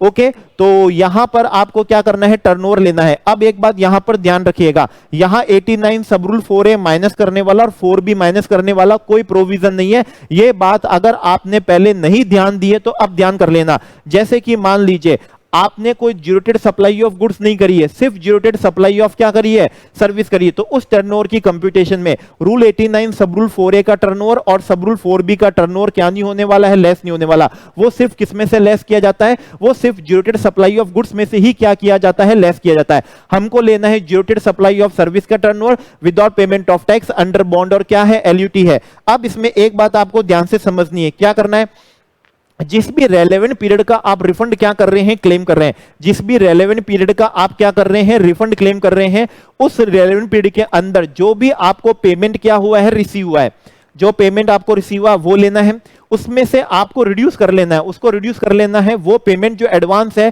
जिसके रेस्पेक्ट में आपने क्या नहीं करी है, सप्लाई नहीं करी है, सप्लाई उस रेलेवेंट पीरियड में आपने नहीं करी है, तो उसको आप लेस कर लीजिए। अब इस अमाउंट के अंदर और ऐड कर लीजिए जिसका पेमेंट पहले कभी एडवांस में आ चुका था किसी और रेलेवेंट पीरियड के अंदर, लेकिन उसका सप्लाई का प्रोविजन कौन सा हो रहा है, इस रेलेवेंट पीरियड के अंदर हो रहा है। बहुत ही क्या है, सिंपल सी बात है, आपको करना बस ये है, आपको वो टर्नओवर लेना है जिसके रेस्पेक्ट में पेमेंट भी रिसीव हो गया हो और जिसके रेस्पेक्ट में सर्विस का प्रोविजन इस रेलेवेंट पीरियड में हो गया हो। पेमेंट आपको भले पहले रिसीव हो गया हो, लेकिन अगर आप सर्विस का प्रोविजन इस रेलेवेंट पीरियड में कर रहे हैं तो वो आपको लेना है। अगर आपको आज क्या हुआ, एडवांस रिसीव हुआ है, लेकिन आपने उसके अगेंस्ट क्या नहीं करी है, सप्लाई नहीं करी है, तो उसको कंसीडर नहीं करना है। तो बहुत ही सिंपल है, आपको लेना है पेमेंट भी आ गया हो, और दूसरा क्या होना चाहिए, दूसरा ये होना चाहिए कि उस सर्विस का प्रोविजन भी हो गया हो। ये होता है जीरोटेड सप्लाई ऑफ सर्विस का क्या होता है, टर्नओवर होता है। हालांकि इंग्लिश लैंग्वेज के अंदर पूरा जूस निकाल के ऑलरेडी सब कुछ, जितना भी जूस निकाल रहा है सब कुछ लिखा हुआ है। तो अब आपका हो चुका है जीरोटेड सप्लाई ऑफ गुड्स का turnover maximum 1.5 times domestic supply का, ओके वो सहज पे भी लग जाएगा और एक्सपोर्ट पे भी लग जाएगा। रिड्यूस 89 सब रूल 4A 4B। फिर आपको ऐड करना है अगर आपने कोई सप्लाई ऑफ सर्विस करी है, कौन सी ज्यूरेटेड सप्लाई ऑफ सर्विस करी है, तो वो टर्नओवर ऐड करना है। अब आपको उसको डिवाइड करना है किससे, आपके एडजस्टेड टोटल टर्नओवर से। ये भी बहुत ही इंपॉर्टेंट बात है। आपको क्या करना है, सबसे पहले गुड्स वाला टर्नओवर ले लेना है। आपको एडजस्टेड टोटल टर्नओवर है तो सबसे पहले फोकस टोटल टर्नओवर पे करो, फिर उसको हम क्या कर लेंगे, एडजस्ट कर लेंगे। टोटल का मतलब तो सारा ही हो जाता है। अब इसको एडजस्ट कैसे करना होता है वो हम सिखाते हैं। तो सबसे पहले टोटल बनाने के लिए गुड्स का टर्नओवर ले लो। गुड्स का मतलब सहज वाला भी ले लो, एक्सपोर्ट वाला भी ले लो, विदाउट पेमेंट ऑफ टैक्स वाला भी ले लो, विद पेमेंट ऑफ टैक्स वाला भी ले लो, डोमेस्टिक सप्लाई भी ले लीजिए, सब कुछ ले लीजिए, एग्जेम्प्ट भी ले लीजिए, सारी सप्लाई ले लीजिए। कौन सी वाली, गुड्स की वाली, क्योंकि नाम ही कौन सा है, टोटल है। अब आपको आना है किस पे, सर्विस पे। सर्विस का टर्नओवर लेने के लिए बहुत ज्यादा ध्यान रखना है क्योंकि ये बहुत इंपॉर्टेंट है। एग्जाम पॉइंट ऑफ व्यू से ध्यान नहीं रखा तो न्यूमेरिकल क्या हो जाएगा, बिल्कुल रॉन्ग हो जाएगा। अब सर्विस के केस में आपको क्या करना है, सर्विस के केस में ध्यान रखिएगा, ज्यूरेटेड सप्लाई ऑफ सर्विस का टर्नओवर लेना है जो विदाउट पेमेंट ऑफ क्या हुई है, टैक्स हुई है। जी हां, विदाउट पेमेंट ऑफ टैक्स हुई है। ज्यूरेटेड सप्लाई ऑफ सर्विस जो विद पेमेंट ऑफ क्या हुई है, टैक्स हुई है, आपको उसको एडजस्टेड टोटल टर्नओवर में कंसीडर नहीं करना है। जी हां, मैं बात सिर्फ और सिर्फ सर्विस की कर रहा हूं, गुड्स की नहीं कर रहा हूं। गुड्स का तो आप एंटायर टर्नओवर क्या कर लीजिएगा, ले लीजिएगा, एंटायर ले लीजिएगा। सर्विस के केस में जो ज्यूरेटेड सप्लाई है उसका आप विद पेमेंट ऑफ टैक्स वाला मत लीजिएगा, विदाउट पेमेंट ऑफ टैक्स वाला ही लीजिएगा। इससे आपको फायदा होगा क्योंकि एडजस्टेड टोटल टर्नओवर जितना हल्का होगा, डिनोमिनेटर उतना हल्का होगा। डिनोमिनेटर जितना हल्का होगा, प्रपोर्शन उतना ज्यादा होगा। जितना प्रपोर्शन ज्यादा होगा, रिफंड के हकदार आप क्या रहेंगे, उतना ही ज्यादा रहने वाले हैं। तो ध्यान रखना है, ये बात सिर्फ सर्विस के लिए है, ये बात किसके लिए नहीं है, गुड्स के लिए नहीं है। और सर्विस में भी कौन सा, जो विद पेमेंट ऑफ क्या किया गया है, आईजीएसटी किया गया है, सहज को या एक्सपोर्ट को, वो आपको नहीं लेना है। बाकी सर्विस का आपको क्या ले लेना है, टर्नओवर ले लेना है। ओके, ज्यूरेटेड सप्लाई ऑफ कौन सा, service without payment of tax. Without payment of tax का मतलब समझा चुके हैं, कौन सा, जिसका पैसा भी आ चुका हो, आज आया हो या पहले आया हो, और सर्विस का प्रोविजन आज हो गया हो। पैसा आज आया और आज ही सर्विस का प्रोविजन हो गया, वो ले लेना है। पैसा आज आया, सर्विस का प्रोविजन पहले ही कर चुके थे तो भी लेना है। पैसा आज आया लेकिन सर्विस का प्रोविजन नहीं किया तो उसको हमको लेना नहीं है। ओके, तो ये आपको बता दिया गया है कौन सा, पहले तो गुड्स का बता दिया, फिर सर्विस के लिए बता दिया। सर्विस में आप सब ले लीजिए, बस कौन सा मत लीजिएगा, जो विद पेमेंट ऑफ क्या किया गया है, टैक्स किया गया है, उसको आप मत लीजिएगा। अब आपको एडजस्टेड और करना है, क्या करना है, एग्जेम्प्ट सप्लाई के सारे टर्नओवर इसमें से हटा दीजिए। डोमेस्टिक जो एग्जेम्प्ट सप्लाई है उसको आप यहां से हटा दीजिए। क्यों हटाना है, क्योंकि एग्जेम्प्ट सप्लाई के रेस्पेक्ट में आईटीसी मिलता ही नहीं है और हम प्रोपोर्शन बना रहे हैं कैसा, कि इतना एडजस्टेड टोटल टर्नओवर है उस पे हमको इतना आईटीसी मिला, हमारा इतना टर्नओवर पे इतना आईटीसी मिला। तो आप जानते हैं कि हमको कभी एग्जेम्प्ट पे क्या नहीं मिलता है, आईटीसी मिलता नहीं है। इसलिए एडजस्टेड टोटल टर्नओवर में कभी भी क्या नहीं लेनी है, एग्जेम्प्ट सप्लाई नहीं लेनी है। आपको लॉजिक समझ में आ गया, सिंपल सा लॉजिक है। हम लेते हैं इतना एडजस्टेड टोटल टर्नओवर, इस पे हमको इतना आईटीसी क्या हुआ, मिला। तो बताइए इतना ज्यूरेटेड सप्लाई ऑफ गुड्स है, ज्यूरेटेड सप्लाई ऑफ सर्विस है, उस पे कितना आईटीसी बन रहा है, उसी आईटीसी का हमको क्या मिलता है, रिफंड यहां पर मिलता है, subject to e cash ledger में जितना बैलेंस होता है। आई थिंक ये बात अच्छे से समझ में आ गई होगी, फोकस ध्यान से कर लीजिएगा। जब आप ज्यूरेटेड सप्लाई ऑफ सर्विस का टर्नओवर आप लेंगे किसमें, डिनोमिनेटर में, एडजस्टेड टोटल टर्नओवर में, तो जो विद पेमेंट ऑफ टैक्स किया गया है उसको आप लेने वाले नहीं है। और एग्जेम्प्ट सप्लाई चाहे गुड्स हो या एग्जेम्प्ट सप्लाई ऑफ सर्विस हो, वो आपको लेनी ही नहीं है। रूल 89 सब रूल 4A वाला टर्नओवर आप लेस कर लीजिएगा क्योंकि उसके रेस्पेक्ट में इनपुट सर्विस का आईटीसी का रिफंड ऑलरेडी दे चुके हैं। 89 सब रूल 4B को भी आप क्या कर लीजिएगा, रिड्यूस कर लीजिएगा क्योंकि उसका हम सेपरेटली आपको रिफंड दे चुके हैं। तो काम खास बात क्या है, 89 सब रूल 4A 4B सब जगह से लेस होगा। नेट आईटीसी में से भी लेस होगा, जो रिफंड मिल गया वो अमाउंट लेस होगा। ज्यूरेटेड सप्लाई ऑफ गुड्स में से भी क्या हो जाएगा, लेस हो जाएगा न्यूमरेटर में, और डिनोमिनेटर में भी रूल 89 सब रूल 4A और 4B क्या होने वाला है, लेस होने वाला है। 4A और 4B क्या हो जाएगा, लेस हो जाएगा। इस बात को आप ध्यान से क्या करिएगा, समझिएगा। अब ये प्रपोर्शन आपने निकाल लिया है और इस प्रपोर्शन को आप ई क्रेडिट लेजर के बैलेंस से क्या करिएगा, कंपेयर करिएगा, और उससे ज्यादा आपको क्या नहीं मिलने वाला है, रिफंड मिलने वाला नहीं है। 89 सब रूल 4A है, कौन सा है? डीम्ड एक्सपोर्ट है।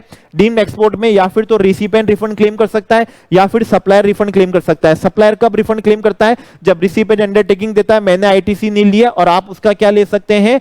रिफंड क्या कर सकते हैं? ले सकते हैं। उसका हमको अदर इनपुट सर्विस का सेपरेटली आईटीसी का रिफंड मिल जाता है, इसलिए हम क्या करते हैं? नेट आईटीसी में से भी रिड्यूस कर लेते हैं, जियोटेड सप्लाई ऑफ गुड्स के टर्नओवर में से रिड्यूस कर लेते हैं, और एडजस्टेड टोटल टर्नओवर में से भी हम इसको क्या करते हैं? रिड्यूस करते हैं। 4B कौन सा होता है? मर्चेंट एक्सपोर्ट वाला होता है।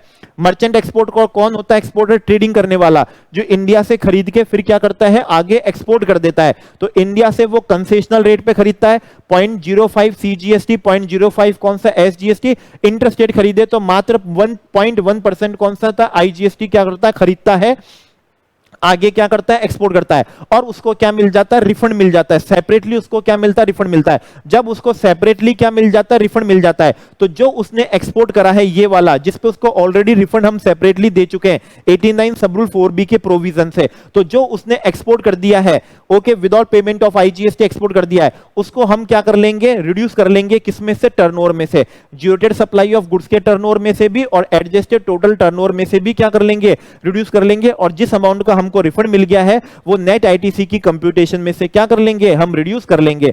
दूसरा इसमें होता है ईओयू होते हैं, ओके, हमारा ईपीसीजी होता है, एडवांस कौन सा होता है? ऑथराइजेशन होता है। उन्होंने कोई क्या लिए? इंपोर्ट सप्लाई लिए विदाउट पेमेंट ऑफ आईजीएसटी, और जीएसटी कौन सा? सेस। फिर आगे उन्होंने एक्सपोर्ट कर दिया है। उन्होंने क्या कर दिया है? एक्सपोर्ट कर दिया। तो वो जो उन्होंने क्या कर दिया? एक्सपोर्ट कर दिया, वो 89 सब रूल 4B वाला टर्नओवर हो गया। उसको भी हम क्या करने वाले हैं? रिड्यूस करने वाले हैं। तो 89 सब rule 4A, 4B, 4A deemed export का होता है। 4B दो होते हैं, एक तो होता है मर्चेंट एक्सपोर्ट वाला, और दूसरा होता है कौन सा? ईओयू वाला, ईपीसीजी वाला, एडवांस ऑथराइजेशन वाला, इंपोर्ट कराए विदाउट पेमेंट ऑफ कौन सा? आईजीएसटी, और जीएसटी कंपनसेशन कौन सा है? सेस है। अब इसमें एक बात ध्यान से समझिएगा, मर्चेंट एक्सपोर्टर है, मर्चेंट एक्सपोर्टर से आप क्या लेते हैं? सप्लाई लेते हैं 0.05% की रेट से, तो वो इन्वर्टेड टैक्स स्ट्रक्चर मान के उसका रिफंड ले सकता है। ध्यान से समझिएगा, क्योंकि उसने कंसेशनल रेट से पे करा है। कितने से? 0.05 की रेट से। अगर उसके किसी भी इनपुट की रेट आउटवर्ड सप्लाई की 0.05 की रेट से ज्यादा है, तो वो बन जाएगा, वो उसकी सप्लाई बन जाएगी इन्वर्टेड टैक्स स्ट्रक्चर, और वो उसका क्या ले सकेगा? रिफंड ले सकेगा 89 सब रूल 5 के प्रोविजन से। अभी हमने सब रूल 4 कवर किया था, मैक्सिमम रिफंड था, कंपेयर करा था ई कैश लेजर के क्या है? बैलेंस से हमने कंपेयर किया था। आइए आते हैं 89 सब रूल कौन सा है? 5 हम कवर करते हैं। ये होता है हमारा कौन सा? Inverted duty structure. Inverted duty structure, किसी भी एक इनपुट की रेट क्या है? ज्यादा है आउटवर्ड सप्लाई की रेट से। रिफंड आप कैसे निकालने वाले हैं? रिफंड निकालने का तरीका बहुत सिंपल है। आप अपने इन्वर्टेड टैक्स स्ट्रक्चर की सप्लाई का टर्नओवर ले लें, उसको आप डिवाइड कर दें एडजस्टेड टोटल टर्नओवर से। एडजस्टेड टोटल टर्नओवर का मतलब वही होगा जो अभी हमने पढ़ा था। वो हम क्या लेंगे? गुड्स का टर्नओवर तो सारा ले लेंगे, सर्विस का टर्नओवर में जो आपने जियोटेड सप्लाई करी है विद पेमेंट ऑफ कौन सा? आईजीएसटी करी है, उसको हमने लिया नहीं था। एक्सपोर्ट टर्नओवर हमने रिड्यूस कर लिया था। रूल 89 सब रूल 4A 4B हमने क्या कर लिया था? रिड्यूस कर लिया था। तो वो हम क्या लेंगे? एडजस्टेड टोटल टर्नओवर लेंगे, वो तो सेम ही रहेगा। न्यूमरेटर में कौन सा आएगा? टर्नओवर उस सप्लाई का जिसपे इन्वर्टेड क्या है? रेट ड्यूटी स्ट्रक्चर है। तो ये क्या बन चुका है? प्रपोर्शन बन चुका है। इस प्रपोर्शन को मल्टीप्लाई कर लेंगे किससे? हमारे आईटीसी से। किससे? नेट आईटीसी से मल्टीप्लाई कर लेंगे। ओके, नेट आईटीसी का मतलब यहां हमको आईटीसी कौन सा लेना है? सिर्फ इनपुट का लेना है, क्योंकि यहां रिफंड आपको सिर्फ किसका मिलने वाला है? इनपुट का ही मिलने वाला है। ओके, सिर्फ वो इनपुट नहीं लेना है जिसकी रेट ज्यादा हो, आपको आईटीसी फिर सभी इनपुट का क्या करना है? ले लेना है। इन्वर्टेड टैक्स स्ट्रक्चर एक इनपुट से भी हो जाएगा अगर उसकी रेट ज्यादा है, लेकिन रिफंड लेते समय आपको सभी इनपुट का क्या लेना है? आईटीसी लेना है। जिस भी रेलेवेंट पीरियड का आप रिफंड क्लेम कर रहे हैं, उस रेलेवेंट पीरियड के अंदर इनपुट का जो भी आईटीसी अवेल करा है, ओपनिंग बैलेंस नहीं, जो भी आईटीसी आपने अवेल करा है वो आप आईटीसी क्या कर लीजिए? ले लीजिएगा। उसमें से सब रूल 4A 4B में से आपने जो रिफंड क्लेम कर चुके हैं आप उसको क्या कर लीजिएगा? लेस कर लीजिएगा। ओके, तो नेट आईटीसी आ जाएगा। नेट का मतलब सब रूल 4A और 4B क्या हो जाता है? लेस हो जाता है। अब एक बात ध्यान समझिएगा, सब रूल 4A और 4B को आपने नेट आईटीसी में से माइनस करा, जिसका रिफंड ले लिया, एडजस्टेड टोटल टर्नओवर में से माइनस करा है, लेकिन इन्वर्टेड ड्यूटी स्ट्रक्चर के टर्नओवर में से लेस नहीं करना है, क्योंकि सब रूल 4A और 4B तो कौन सा होता है, एक्सपोर्ट वाला होता है। तो आपको इन्वर्टेड टैक्स स्ट्रक्चर वाले के टर्नओवर में से क्या नहीं करना है, लेस नहीं करना है। अब ये आपका प्रोपोर्शन बन गया, मल्टीप्लाई कर लीजिए किससे, नेट आईटीसी से। ओके, अभी इस अमाउंट का रिफंड नहीं है, अब इसमें से लेस करिएगा। अभी इसमें से क्या करना है, लेस करना है, क्योंकि अभी तक तो क्या बना है, अभी तक तो ये बना है, प्रोपोर्शन बना है कि इन्वर्टेड टैक्स स्ट्रक्चर के लिए इतना आईटीसी मिला। ओके, इतना आईटीसी मिला। अब उसमें से लेस कर लीजिएगा कि इन्वर्टेड टैक्स स्ट्रक्चर वाली आउटवर्ड सप्लाई पे आपको कितना टैक्स पे भी करना है, क्योंकि जितना टैक्स पे करना है उतना तो आप आईटीसी क्या कर सकते हो, यूज कर सकते हो। हम आपको रिफंड किस बात का देना चाह रहे हैं, एक्यूमुलेटेड आईटीसी का, क्योंकि आपके इनपुट की रेट ज्यादा है और आउटपुट सप्लाई की रेट कम है, तो इस वजह से हो सकता है कि आपके पास में आईटीसी इकट्ठा हो रहा हो। तो जो इकट्ठा हो गया है ज्यादा वाला, उसी का रिफंड देंगे। तो आपको पहले तो प्रपोर्शन करके मल्टीप्लाई नेट आईटीसी से मल्टीप्लाई करना है, अब उसमें से रिड्यूस कर लेना है, उसको रिड्यूस कर लेना है जितना आपको आउटवर्ड सप्लाई पे, इन्वर्टेड टैक्स स्ट्रक्चर वाली आउटवर्ड सप्लाई पे जितना टैक्स क्या करना है, पे करना है, आप उसको रिड्यूस कर लीजिएगा। और इस अमाउंट को आप कंपेयर करिएगा किससे, आपके ई क्रेडिट लेजर के बैलेंस से। दोनों में से जो लोअर होगा उसी का हम आपको क्या दे सकेंगे, रिफंड दे सकेंगे। दोनों में से जो कम होगा उसी का रिफंड दे सकेंगे। अब एक बात इसमें आप बहुत ज्यादा ध्यान से समझिएगा। ओके, निल रेटेड और होली एग्जेम्प्ट होने से कभी इन्वर्टेड टैक्स स्ट्रक्चर नहीं होता है, लेकिन अगर आप उसको एक्सपोर्ट कर दें या सहज को कर दें तो वो जियोटेड सप्लाई क्या हो जाती है, बन जाती है, और आप आईटीसी का क्या ले सकते हैं, रिफंड ले सकते हैं। अब एक बात आप ध्यान से समझिएगा, अगर जियोटेड सप्लाई है, ऑन पेमेंट ऑफ आपने क्या करी है, टैक्स करी है आईजीएसटी, या फिर तो आपने किसको कर दिया, सहज को कर दिया, या आपने एक्सपोर्ट करा, ऑन पेमेंट ऑफ कौन सा कर रहे हैं, आईजीएसटी कर रहे हैं। अगर आप ऑन पेमेंट ऑफ क्या कर रहे हैं, आईजीएसटी कर रहे हैं, विशेष बात ध्यान से समझिएगा, इसका मतलब आईटीसी का रिफंड तो मिल नहीं सकता, रिफंड तो किसका लेना है, आईजीएसटी पेड का लेना है। लेकिन जो आपने सप्लाई करी है वो सप्लाई पे आउटवर्ड सप्लाई की रेट तो कम है और इनपुट की रेट ज्यादा है, मतलब सप्लाई पे इन्वर्टेड टैक्स स्ट्रक्चर है। कहने का मतलब है इन्वर्टेड टैक्स स्ट्रक्चर वाली सप्लाई है और उस सप्लाई को आपने एक्सपोर्ट कर दिया और ऑन पेमेंट ऑफ क्या कर दिया है, आईजीएसटी करा है, ऑन पेमेंट ऑफ आईजीएसटी करा। तो रूल 89 सब रूल 4 से तो आप रिफंड ले ही नहीं सकते, वो तो रिफंड आपको मिलेगा ही नहीं। लेकिन सब रूल 5 वाला आपको जरूर आईटीसी का क्या मिल सकता है, रिफंड मिल सकता है।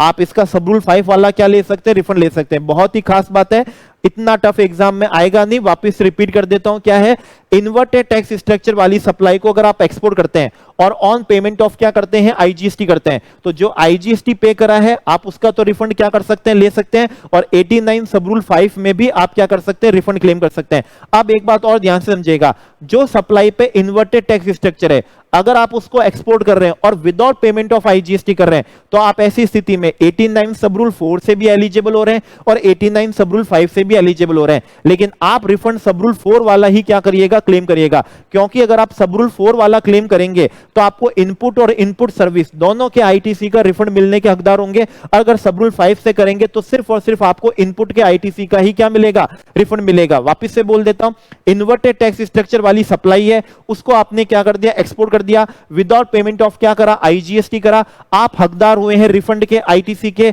सब रूल 89 सब रूल 4 से भी हुए हैं और सब रूल किससे हो रहे हैं, 5 से भी हो रहे हैं। लेकिन आप रिफंड क्लेम करिएगा सब रूल किससे, 4 से, क्योंकि वहां पर आपको ना सिर्फ इनपुट के आईटीसी का रिफंड मिलने वाला है, वहां आपको कैपिटल इनपुट सर्विस के आईटीसी का भी क्या मिलने वाला है, रिफंड मिलने वाला है। चलिए हम क्या चलते हैं, आगे चलते हैं। रिफंड जब भी क्लेम करेंगे तो साथ में आपको डॉक्यूमेंट्री एविडेंस देने हैं कि यस आप रिफंड के हकदार हैं, इंसिडेंस पास ऑन नहीं हुआ है, और रिफंड का अगर 2 लाख रुपए से ज्यादा नहीं है तो सेल्फ क्या चलने वाली है, डिक्लेरेशन चलने वाली है। सेक्शन 54 सबसेक्शन 5 के प्रोविजन पे आते हैं। सब सेक्शन 5 के प्रोविजन से अब आपका रिफंड ऑर्डर क्या होने वाला है, पास होने वाला है। सब सेक्शन 5 से रिफंड ऑर्डर क्या किया जाएगा, पास किया जाएगा। अगर प्रॉपर ऑफिसर को लगता है कि यस रिफंड के हकदार हैं तो वो क्या करेंगे, रिफंड ऑर्डर बनाएंगे और रिफंड कहां डालेंगे, कंज्यूमर वेलफेयर फंड में डालेंगे, क्योंकि इनडायरेक्ट टैक्स में प्राइमा फेसी माना जाता है कि इंसिडेंस क्या है, पास ऑन हुआ है। जब आप ये प्रूव कर देंगे कि इंसिडेंस पास ऑन नहीं हुआ है तो instead of crediting to consumer welfare fund, फिर वो रिफंड आपको क्या मिल जाएगा, बैंक अकाउंट में मिल जाएगा।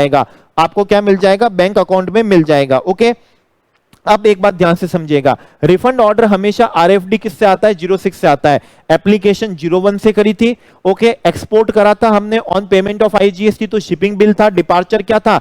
मैनिफेस्ट था। यूआईन होल्डर वालों के लिए आरएफडी कौन सा था? 10 था, प्लस जीएसटीआर कौन सा था? 11 था। रिफंड ऑर्डर हमेशा किससे आता है? आरएफडी किससे आता है? 06 से आता है। प्रॉपर ऑफिसर ने आपका आरएफडी 06 में रिफंड ऑर्डर बना दिया कि इतने रिफंड के आप हकदार हैं। अब वो क्या करेगा, ध्यान से सुनिए, उस रिफंड में से बताएगा कि इतना रिफंड हम आपको प्रोविजनली दे चुके हैं। अभी हम सबसेक्शन 6 में देखने वाले हैं कि हमको कुछ केस में प्रोविजनल रिफंड भी मिल जाता है। तो आपका जब भी फाइनल रिफंड ऑर्डर मिलेगा, उसमें से प्रोविजनल रिफंड अगर कुछ मिल गया है आपको, तो वो उसमें से क्या कर लेगा? एडजस्ट कर लेगा। प्लस अगर आपकी जीएसटी लॉ में या एग्जिस्टिंग लॉ के अंदर कोई भी आपके आउटस्टैंडिंग क्या चल रहे हैं, ड्यूज चल रहे हैं, वो भी उसमें से क्या कर लेगा? एडजस्ट कर लेगा। और एडजस्ट करने के बाद कुछ होगा तो उस अमाउंट का वो आपको क्या करने वाला है? रिफंड ग्रांट करने वाला है। उस अमाउंट का वो क्या करेगा? रिफंड ग्रांट करेगा। अब एग्जाम पॉइंट ऑफ व्यू से बहुत इंपॉर्टेंट बात है, अमेंडमेंट है, आप स्क्रीन पे देख रहे हैं, इसको बहुत डिटेल में हमने अमेंडमेंट लेक्चर के अंदर समझाया है। ज्यादा अंडरस्टैंडिंग के लिए आप वहां से क्या करें, देखें, तो आपको बहुत अच्छी क्या मिलती है? नॉलेज मिलती है। आइए हम इसको कवर करते हैं। जब भी रिफंड टैक्स अमाउंट का लेना हो, टैक्स अमाउंट का रिफंड हो, ओके, पेनल्टी की रिफंड की हम बात नहीं कर रहे हैं, टैक्स अमाउंट की बात कर रहे हैं, क्योंकि टैक्स ऐसा अमाउंट है, वो भी कौन सा टैक्स है? आउटपुट टैक्स की बात कर रहे हैं। ओके, क्योंकि आउटपुट टैक्स ही ऐसा अमाउंट होता है जिसका पेमेंट करने के लिए हम आईटीसी का क्या कर सकते हैं? यूटिलाइजेशन कर सकते हैं। इनपुट टैक्स पे अगर हमको आरसीएम में टैक्स पे करना हो, तो वो ऑलवेज किस में पे करना होता है? कैश में पे करना होता है। पेनल्टी हमेशा कैश में पे की जाती है, इंटरेस्ट हमेशा कैश में क्या किया जाता है? पे किया जाता है। ये एक सिर्फ आउटपुट टैक्स ही ऐसा है जिसका पेमेंट कैश और क्रेडिट दोनों से क्या होता है? किया जाता है। अगर कभी भी आउटपुट टैक्स का क्या बन रहा हो? रिफंड बन रहा हो, ओके, आउटपुट टैक्स का क्या बन रहा हो? रिफंड बन रहा हो, तो वो रिफंड आपके बैंक अकाउंट में देने से पहले प्रॉपर ऑफिसर ये देखेगा कि जिस टैक्स पीरियड का आप क्या कर रहे हैं? आउटपुट टैक्स का रिफंड क्लेम कर रहे हैं। ओके, एग्जांपल के मान लीजिए आप जून 20 में जो टैक्स पे किया है उसका आप रिफंड क्लेम कर रहे हैं और रिफंड ऑर्डर बन रहा है, तो पहले प्रॉपर ऑफिसर चेक करेगा कि जून मंथ के अंदर जो टोटल टैक्स पे करा था आपने, उसमें से कितना आपने कैश में पे करा था और कितना आपने ई क्रेडिट से क्या करा था? पे करा था। अब आपको रिफंड पूरा कैश में मिलने वाला नहीं है। अगर हम पूरा आपको कैश में दे दें तो इसका मतलब क्या हुआ?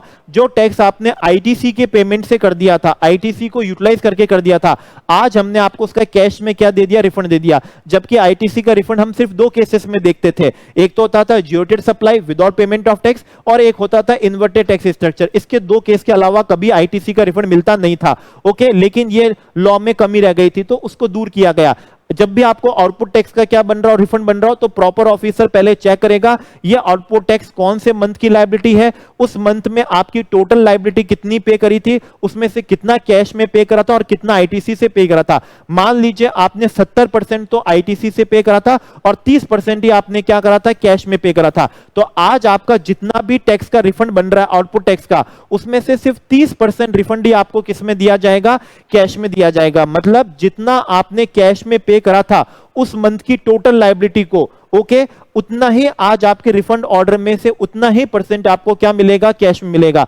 अब ये जो आपको कैश में मिलने वाला है, इस कैश में से रिड्यूस कर लेंगे आउटस्टैंडिंग ड्यूज, आपके जीएसटी के आउटस्टैंडिंग ड्यूज इस कैश वाले में से लेस कर लेंगे। रिमेनिंग अगर कुछ बचेगा तो वो हम आपको क्या देंगे? कैश में देंगे। और जितना परसेंटेज 70% आपने किस में दिया था? आईटीसी से दिया था, तो वो अब आपको हम वापिस से रिक्रेडिट ही करेंगे। उसका हम आपको बैंक खाते में रिफंड देने वाले नहीं है, वो हम आपको किस में करेंगे? रिक्रेडिट ही करेंगे। आपके किस में? ई क्रेडिट किसके अंदर? लेजर के अंदर। ओके, तो एग्जाम पॉइंट ऑफ व्यू से ये बहुत ज्यादा क्या है? इंपॉर्टेंट है। ये बहुत ज्यादा क्या होने वाली है? इंपॉर्टेंट होने वाली क्या है? बात है। चलिए अब हम क्या चलते हैं, आगे चलते हैं, और आगे हम क्या कर रहे हैं? कवर कर रहे हैं सेक्शन 54, सबसेक्शन कौन सा है? 6 है। सबसेक्शन 5 में ऑर्डर क्या हुआ था? पास हुआ था और बोला था रिफंड कहां जाएगा? कंज्यूमर वेलफेयर फंड में जाएगा। सबसेक्शन 6 क्या बोलता है? अगर ज्यूरेटेड सप्लाई है, चाहे गुड्स है चाहे सर्विस है, चाहे विदाउट पेमेंट ऑफ टैक्स है चाहे विद पेमेंट ऑफ क्या है? टैक्स है, अगर ज्यूरेटेड सप्लाई है, एक्सपोर्ट है या स्पेशल इकोनॉमिक जोन को है, उसको हम उसको क्या है? प्राइमा फेसी बहुत ही प्रायोरिटी बेसिस पे क्या करेंगे? रिफंड लेंगे। और उस केसेस में हम आपको प्रोविजनल रिफंड दे देंगे। ऑर्डर आने से पहले ही हम आपको प्रोविजनल रिफंड दे देंगे। और कितना? 90% रिफंड दे देंगे, जितना भी रिफंड आपने क्या करा है? क्लेम करा है। जितना भी रिफंड आपने क्लेम करा है उसका 90% हम आपको क्या दे देंगे, प्रोविजनल रिफंड दे देंगे। लेकिन अगर आपने जीरो डेट सप्लाई करी है, विदाउट पेमेंट ऑफ टैक्स करी है, आप आईटीसी का रिफंड मांग रहे हैं, प्रोविजनल रिफंड दे देंगे, 90% दे देंगे। लेकिन जो आईटीसी खुद ही प्रोविजनल है उसका 90% नहीं देंगे। लेकिन ये अभी प्रैक्टिकली सही नहीं है। आज आईटीसी सारा ही प्रोविजनल होता है क्योंकि मैचिंग कॉन्सेप्ट ही नहीं है। तो एग्जाम पॉइंट ऑफ व्यू से हम इसको साइड में रख सकते हैं, लेकिन प्रोविजन के अकॉर्डिंग समझ सकते हैं। जब भी मैचिंग का कॉन्सेप्ट होगा तो हम 90% प्रोविजनल रिफंड देंगे, लेकिन सिर्फ उन्हीं आईटीसी का देंगे जो क्या हो चुके होंगे, मैच हो चुके होंगे। जो प्रोविजनल है, जो मैच नहीं हुए हैं, उनका हम आपको अभी 90% क्या नहीं दे पाएंगे, रिफंड नहीं दे पाएंगे। अब इसमें एक बात ध्यान से समझिएगा, प्रोविजनल रिफंड देंगे, 90% रिफंड भी हम क्या कर देंगे, दे देंगे, सिर्फ जियोटेड सप्लाई के केस में देंगे, डीम्ड एक्सपोर्ट के केस में नहीं, सिर्फ जियोटेड सप्लाई। अब चाहे विद पेमेंट ऑफ टैक्स हो चाहे विदाउट पेमेंट ऑफ टैक्स हो। लेकिन अगर एप्लीकेंट ऐसा है जिसने लास्ट 5 साल में जीएसटी लॉ में या पुराने एग्जिस्टिंग लॉ के अंदर कभी भी 2.5 करोड़ से ज्यादा के उसने क्या करा है, टैक्स के ऑफेंस में क्या हुआ है, उसका प्रोसिक्यूशन हुआ है, तो फिर उस केस में हम उसको क्या नहीं देंगे, प्रोविजनल रिफंड देने वाले नहीं है। 2.5 करोड़ से ज्यादा का, 250 लाख से क्या है ज्यादा का, लास्ट 5 साल में अगर उसने क्या करा है, टैक्स इवेजन करा है, ऑफेंस करा है, टैक्स इवेजन करा है, तो उसको प्रोविजनल रिफंड नहीं देंगे। ऐसा नहीं कि रिफंड नहीं देंगे, हम उसको क्या नहीं देने वाले हैं, प्रोविजनल रिफंड नहीं देने वाले हैं। प्रोविजनल रिफंड 7 दिनों के अंदर ही क्या कर दिया जाता है, ग्रांट कर दिया जाता है। लेकिन उनको ग्रांट नहीं किया जाता है जिन्होंने ऑफेंस करा है इस लॉ में, एग्जिस्टिंग लॉ के अंदर, जिसमें वो क्या है, टैक्स इवेजन का केस था, 2.5 करोड़ से ज्यादा का था, उनको हम क्या नहीं देते हैं, प्रोविजनल रिफंड नहीं देते हैं। एल्स जिनको हम देते हैं विद इन 7 डेज के अंदर क्या कर दिया जाता है, प्रोविजनल रिफंड क्या कर दिया जाता है, ग्रांट कर दिया जाता है। ओके, और वो भी कितना परसेंट किया जाता है, 90%। अब हमारे हैं सेक्शन 54 और सब सेक्शन किस पे आ रहे हैं, 7 के प्रोविजन पे आ रहे हैं। सब सेक्शन 7 क्या कहता है, ई कैश का रिफंड को रहने दो, ई कैश के रिफंड को रहने दो। ओके, क्योंकि इसमें कोई रिफंड ऑर्डर तो पास होना नहीं है, वो तो आप रिटर्न में बोलिए और आपको मिल जाएगा। ओके, अब सब सेक्शन 7 ये कहता है, रिफंड आपने एप्लीकेशन दी, एप्लीकेशन एक्नॉलेजमेंट नहीं, जिस दिन आपने application the, complete in all respect, अगर उसके विद इन 60 डेज में रिफंड ग्राउंड ही नहीं हुआ, ऑर्डर भी आना है और रिफंड भी 60 डेज में देना है, दोनों काम 60 डेज में करना है। रिफंड का ऑर्डर भी और विद किसके साथ में, रिफंड के साथ में। तो 60 डेज के अंदर रिफंड ऑर्डर क्या करना है, उनको पास करना होता है, रिफंड ऑर्डर पास करना होता है, रिफंड भी उनको देना होता है। तो कितने डेज में करना है, 60 डेज में, from the date of receipt of क्या होता है, एप्लीकेशन, जो सभी तरीके से कंप्लीट हो इन किस में, ऑल रेस्पेक्ट में।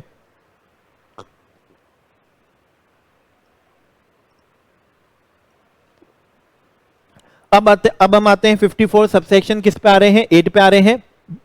एग्जाम पॉइंट ऑफ व्यू से इंपॉर्टेंट है, ऑलरेडी एग्जाम में आ भी चुका है। ये वो केसेस हैं जहां refund instead of crediting to consumer welfare fund, वो एप्लीकेंट को क्या कर दिया जाएगा, दे दिया जाएगा। तो वो कौन से केसेस हैं, वो आइए हम क्या करते हैं, देखते हैं। सबसे पहला वाला केस है जियोटेड सप्लाई है। जियोटेड सप्लाई एक्सपोर्ट वाली, चाहे वो गुड्स की हो चाहे वो सर्विस की हो। अगर स्पेशल इकोनॉमिक जोन को करा है तो आपको डॉक्यूमेंट्री क्या देना पड़ेगा, एविडेंस देना पड़ेगा कि इंसिडेंस क्या नहीं हुआ है, पास ऑन नहीं हुआ है, मैंने सहज की यूनिट से, सहज के डेवलपर से टैक्स क्या नहीं करा है, चार्ज नहीं किया है, वो आपको क्या करना पड़ेगा, एविडेंस देना पड़ेगा। लेकिन जियोटेड सप्लाई कौन सी है, एक्सपोर्ट वाली है, विदाउट पेमेंट ऑफ टैक्स है या ऑन पेमेंट ऑफ क्या है, टैक्स है, वहां कोई भी डॉक्यूमेंट्री एविडेंस की जरूरत नहीं होगी, वहां रिफंड हम आपको क्या कर देंगे, ग्रांट कर देंगे। कहने का मतलब है सहज की यूनिट को और सहज के डेवलपर के केस में अनजस्ट एनरिचमेंट क्या होगा, एप्लीकेबल होगा, चेक किया जाएगा, एविडेंस होगा तो ही रिफंड मिलेगा, अदरवाइज आपको रिफंड मिलने वाला नहीं है, वो कंज्यूमर वेलफेयर फंड में जाएगा। इंपॉर्टेंट है, जियोटेड सप्लाई ऑफ एक्सपोर्ट करेंगे तो उसमें अनजस्ट एनरिचमेंट क्या नहीं करा जाएगा, चेक नहीं किया जाएगा। अब एक और, अगर इन्वर्टेड टैक्स स्ट्रक्चर का आप रिफंड लेना चाहते हैं, इन्वर्टेड टैक्स स्ट्रक्चर का क्या लेना चाहते हैं, रिफंड लेना चाहते हैं, तो वो आप रिफंड क्लेम करेंगे और वो रिफंड क्या दे दिया जाएगा, आप ही को क्या कर दिया जाएगा, दे दिया जाएगा। इसके बाद में क्या हुआ है, अगर आपको एडवांस आया तो और आपने रिसीट वाउचर इश्यू करा था, टैक्स इनवॉइस नहीं, आपने रिसीट वाउचर क्या करा था, इश्यू करा था, फिर आपने क्या नहीं करी, सप्लाई नहीं करी या डेफिशिएंट सप्लाई करी, आपने उसके अगेंस्ट रिफंड वाउचर क्या कर दिया, इश्यू कर दिया है, तो अब आपने जो टैक्स पे कर दिया था उसका रिफंड हम आपको क्या कर देंगे, दे देंगे। लेकिन अगर आपने टैक्स इनवॉइस इशू कर दी थी, तो टैक्स इनवॉइस अगर इशू कर दी तो हो सकता है सामने वाले ने उसका आईटीसी ले लिया हो, तो वहां अनजस्ट एनरिचमेंट का प्रिंसिपल एप्लीकेबल हो जाएगा। लेकिन अगर आपने टैक्स इनवॉइस इशू नहीं करी थी, सिर्फ आपने रिसीट वाउचर इशू करा था, बाद में आपने रिफंड वाउचर इशू कर दिया, अनजस्ट एनरिचमेंट एप्लीकेबल नहीं होगा और रिफंड आपको दे दिया जाएगा। 3 केसेस हो गए। इन्वर्टेड टैक्स स्ट्रक्चर हो गया है, वहां रिफंड आपका होगा। जीरो डेट सप्लाई है, गुड्स की है, सर्विस की है, एक्सपोर्ट वाली, वहां आपका होगा। रिसीट वाउचर है, उसके बाद में रिफंड वाउचर है, रिफंड किसका हो जाएगा? आपका हो जाएगा। इसके बाद में सेक्शन 77 है, रॉन्ग क्लासिफिकेशन हो गया। इंस्टेड ऑफ आईजीएसटी सीजीएसटी पे हो गया, इंस्टेड ऑफ सीजीएसटी आईजीएसटी पे हो गया। तो जो रॉन्ग टैक्स पे हुआ है उसका रिफंड हम आपको दे देंगे, क्योंकि अब आपको करेक्ट टैक्स का भी क्या करना पड़ेगा? पेमेंट करना पड़ेगा। इसके बाद में अगर आप एविडेंस दे देते हैं कि आपने उसका इंसिडेंस क्या नहीं करा है, पास ऑन नहीं करा है, तो फिर रिफंड क्या मिलने वाला है? आपको मिलने वाला है। और लास्ट है, अगर गवर्नमेंट नोटिफाई कर दे, एट प्रेजेंट नोटिफाई नहीं है, लेकिन एग्जाम में क्वेश्चन आए तो नोटिफाई भी लिखना है। आपने इंसिडेंस क्या नहीं करा है? पास ऑन नहीं करा है, सेक्शन 77 है। रिसीट वाउचर है, रिफंड वाउचर है, आईटीसी इन्वर्टेड टैक्स स्ट्रक्चर पे आईटीसी का रिफंड है। जियोटेड सप्लाई ऑफ गुड्स और सर्विस से कौन सी वाली? एक्सपोर्ट वाली, चाहे विदाउट पेमेंट ऑफ टैक्स हो चाहे विद पेमेंट ऑफ टैक्स हो। सहज यूनिट पे एडजस्टमेंट एनरिचमेंट का प्रिंसिपल क्या होने वाला है? एप्लीकेबल होने वाला है। ओके, नाउ 54 सबसेक्शन किस पे आते हैं? 9 पे आते हैं। हमारे जीएसटी लॉ में जो भी रिफंड होगा, इवन अगर कोर्ट के ऑर्डर से रिफंड आ रहा है, ट्राइब्यूनल के ऑर्डर से रिफंड आ रहा है, अपीलेट अथॉरिटी के ऑर्डर से रिफंड बन रहा है, तो भी उस रिफंड पे 54 सबसेक्शन 8 एडजस्टमेंट एनरिचमेंट का प्रिंसिपल क्या करना होगा? देखना ही पड़ेगा। इवन कोर्ट का ऑर्डर से भी क्या बना है? रिफंड बना है, तो देखना होगा कि वो 54 सबसेक्शन 8 में फॉल हो रहा है या नहीं हो रहा। अगर नहीं हो रहा है तो वो रिफंड कहां जाएगा? कंज्यूमर वेलफेयर फंड में ही क्या होने वाला है? जाने वाला है। ओके, उसके बाद 54 सबसेक्शन 10 हम देख चुके हैं। आपका जो आईटीसी का रिफंड बनता है, आईटीसी का रिफंड 2 केस में बनता है। उस रिफंड को विथहेल्ड किया जा सकता है अगर आपने रिटर्न फर्निश नहीं करा हुआ है, रिटर्न फर्निश करें, टैक्स इंटरेस्ट पेनल्टी का पेमेंट करें, आउटस्टैंडिंग ड्यूज है उसका पेमेंट करें, फिर हम आपको रिफंड देंगे या उसी रिफंड में से हम आपका क्या कर लेंगे? एडजस्ट कर लेंगे। 54 सबसेक्शन 11 क्या बोल रहा है? अगर आपका रिफंड ऑर्डर पास हुआ है, उस रिफंड ऑर्डर के अगेंस्ट क्या हो चुका है? डिपार्टमेंट अपील में गया, या फिर आपके अगेंस्ट और भी कोई क्या चल रही है? प्रोसीडिंग चल रही है, और कमिश्नर को लगता है कि या इसमें हमने रिफंड दे दिया और उस प्रोसीडिंग में क्या निकल गई? डिमांड निकल गई, तो ये रिफंड इसको देना prejudicial to the interest of revenue साबित हो सकता है। कल रिकवरी करने में दिक्कत आ जाएगी, तो डिपार्टमेंट आपका रिफंड क्या कर सकता है? विथहेल्ड कर सकता है। रिफंड क्या कर सकता है? विथहेल्ड कर सकता है। कब? जब रिफंड ऑर्डर के अगेंस्ट क्या गए हो? अपील में गए हो, या कोई अदर क्या चल रही हो? प्रोसीडिंग चल रही हो, और यहां रिफंड ग्रांट कर देना prejudicial to the interest of क्या हो? रेवेन्यू हो, रिफंड विथहेल्ड किया जा सकता है। लेकिन एक बात समझिएगा, चलिए कल आप इस रिफंड ऑर्डर के अगेंस्ट क्या है? डिपार्टमेंट अपील में गया या रिवीजन में गया, लेकिन मालूम पड़ा कि नहीं, रिफंड तो बनता ही है, तो ये रिफंड ग्रांट किया जाएगा, लेकिन ये रिफंड फिर 6% ब्याज के साथ में क्या होगा? ग्रांट होगा। जितने समय के लिए रिफंड को आपने क्या कर लिया है? विथहेल्ड कर लिया है, उस पर आपको 6% पर एनएम की रेट से क्या देना पड़ेगा? डिपार्टमेंट को क्या देना पड़ेगा? ब्याज देना ही पड़ेगा। एक बात आप ध्यान से समझिएगा, ई कैश के रिफंड को आप क्या करने रहने दीजिए, 1000 रुपए से कम का क्या नहीं होता है? रिफंड नहीं दिया जाता है। अब इसमें एक कमी है, अगर मान लीजिए मैंने सेक्शन 77 के अकॉर्डिंग रॉन्ग टैक्स क्या कर दिया था? पे कर दिया था, तो अब मैं रॉन्ग टैक्स का रिफंड क्या करूंगा? क्लेम करूंगा। लेकिन लॉ तो क्या बोलता है? ई कैश के रिफंड के अलावा अगर कोई रिफंड है, ई कैश के रिफंड के अलावा कोई क्या है? रिफंड है, तो फिर उस रिफंड के केस में 1000 रुपए से कम का रिफंड हुआ तो वो रिफंड ग्रांट होने वाला नहीं है। तो ये क्या है? प्रोविजन की क्या हो सकती है? कमी हो सकती है। अब 2 साल में रिफंड क्लेम करना है, यूआईएन होल्डर के केस में 18 मंथ्स में करना है from the end of quarter, और एक क्वार्टर का एक ही रिफंड क्या करना होता है? क्लेम करना होता है। बाकी केस में 2 साल है। अगर आप क्या रिफंड क्लेम कर रहे हैं? एक्सपोर्ट आउट ऑफ क्या करा है? इंडिया करा है आपने, ओके, चाहे विद पेमेंट ऑफ टैक्स कराए या विदाउट पेमेंट ऑफ टैक्स कराए। अगर आपने एक्सपोर्ट उसको शिप से कराए, वेसल से कराए, एयरक्राफ्ट से कराए, तो जिस दिन शिप और वेसल क्या हो जाता है? इंडिया लीव कर देता है, वहां से कितने साल होंगे? 2 साल होंगे। अगर क्या हुआ एक्सपोर्ट कर रहे हैं और वो कौन सा रूट है, वो हमारा कौन सा रूट है, अगर इस रूट के थ्रू अगर आप क्या कर रहे हैं? एक्सपोर्ट कर रहे हैं, तो जिस दिन वो हमारे फ्रंटियर को क्या कर जाएगा? पास कर जाएगा, वहां से कितने साल है? 2 साल है। एग्जाम पॉइंट ऑफ व्यू से इंपॉर्टेंट हो सकता है। ओके, एमसीक्यू के अंदर अगर आप पोस्ट के थ्रू क्या कराए? एक्सपोर्ट कराए, तो जिस दिन डेट ऑफ क्या हुआ है? डिस्पैच ऑफ गुड्स हुआ है, पोस्टल ऑफिसर ने, पोस्ट ऑफिस ने जब हमारे गुड्स को क्या कराए? डिस्पैच कराए वहां आउटसाइड इंडिया, तो वहां से कितने होंगे? 2 साल होंगे। अगर हम डीम्ड एक्सपोर्ट के केस में रिफंड क्या करना चाह रहे हैं? क्लेम करना चाह रहे हैं।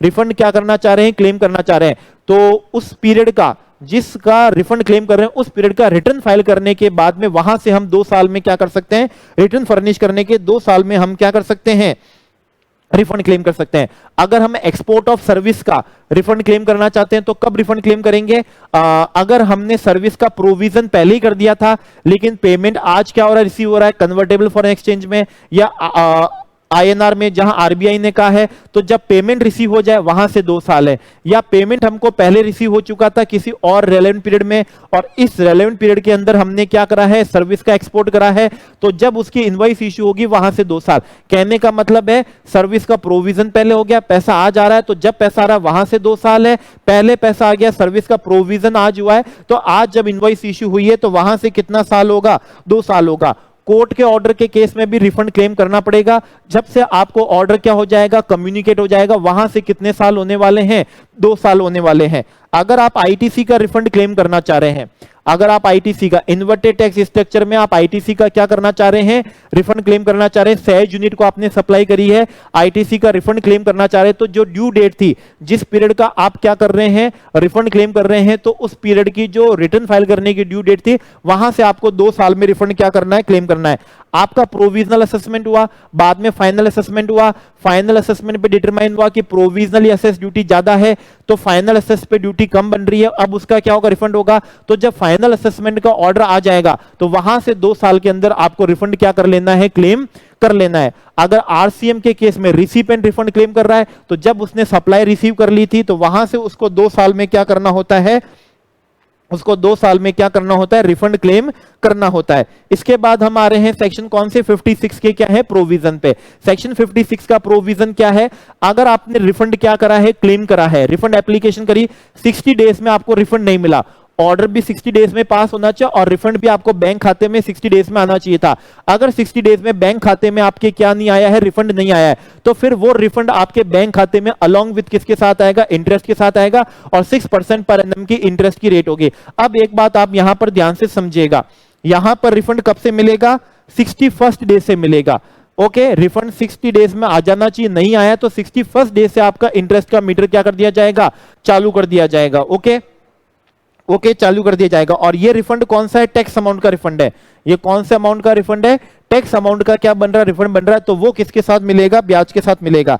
अब एक बात ध्यान से समझिएगा, अगर आपके कोर्ट के ऑर्डर से कोई रिफंड बन रहा है, जैसे आपने कोई ड्यूटी अंडर प्रोटेस्ट पे करी थी, पेनल्टी का कोई रिफंड बन रहा है, कोर्ट के ऑर्डर से बन रहा है, किसके ऑर्डर से बन रहा है, कोर्ट के ऑर्डर से क्या बन रहा है, रिफंड बन रहा है। ओके, अगर प्रॉपर ऑफिसर के ऑर्डर से रिफंड बन रहा है और वो भी टैक्स का रिफंड है तो ब्याज मिलेगा 6%।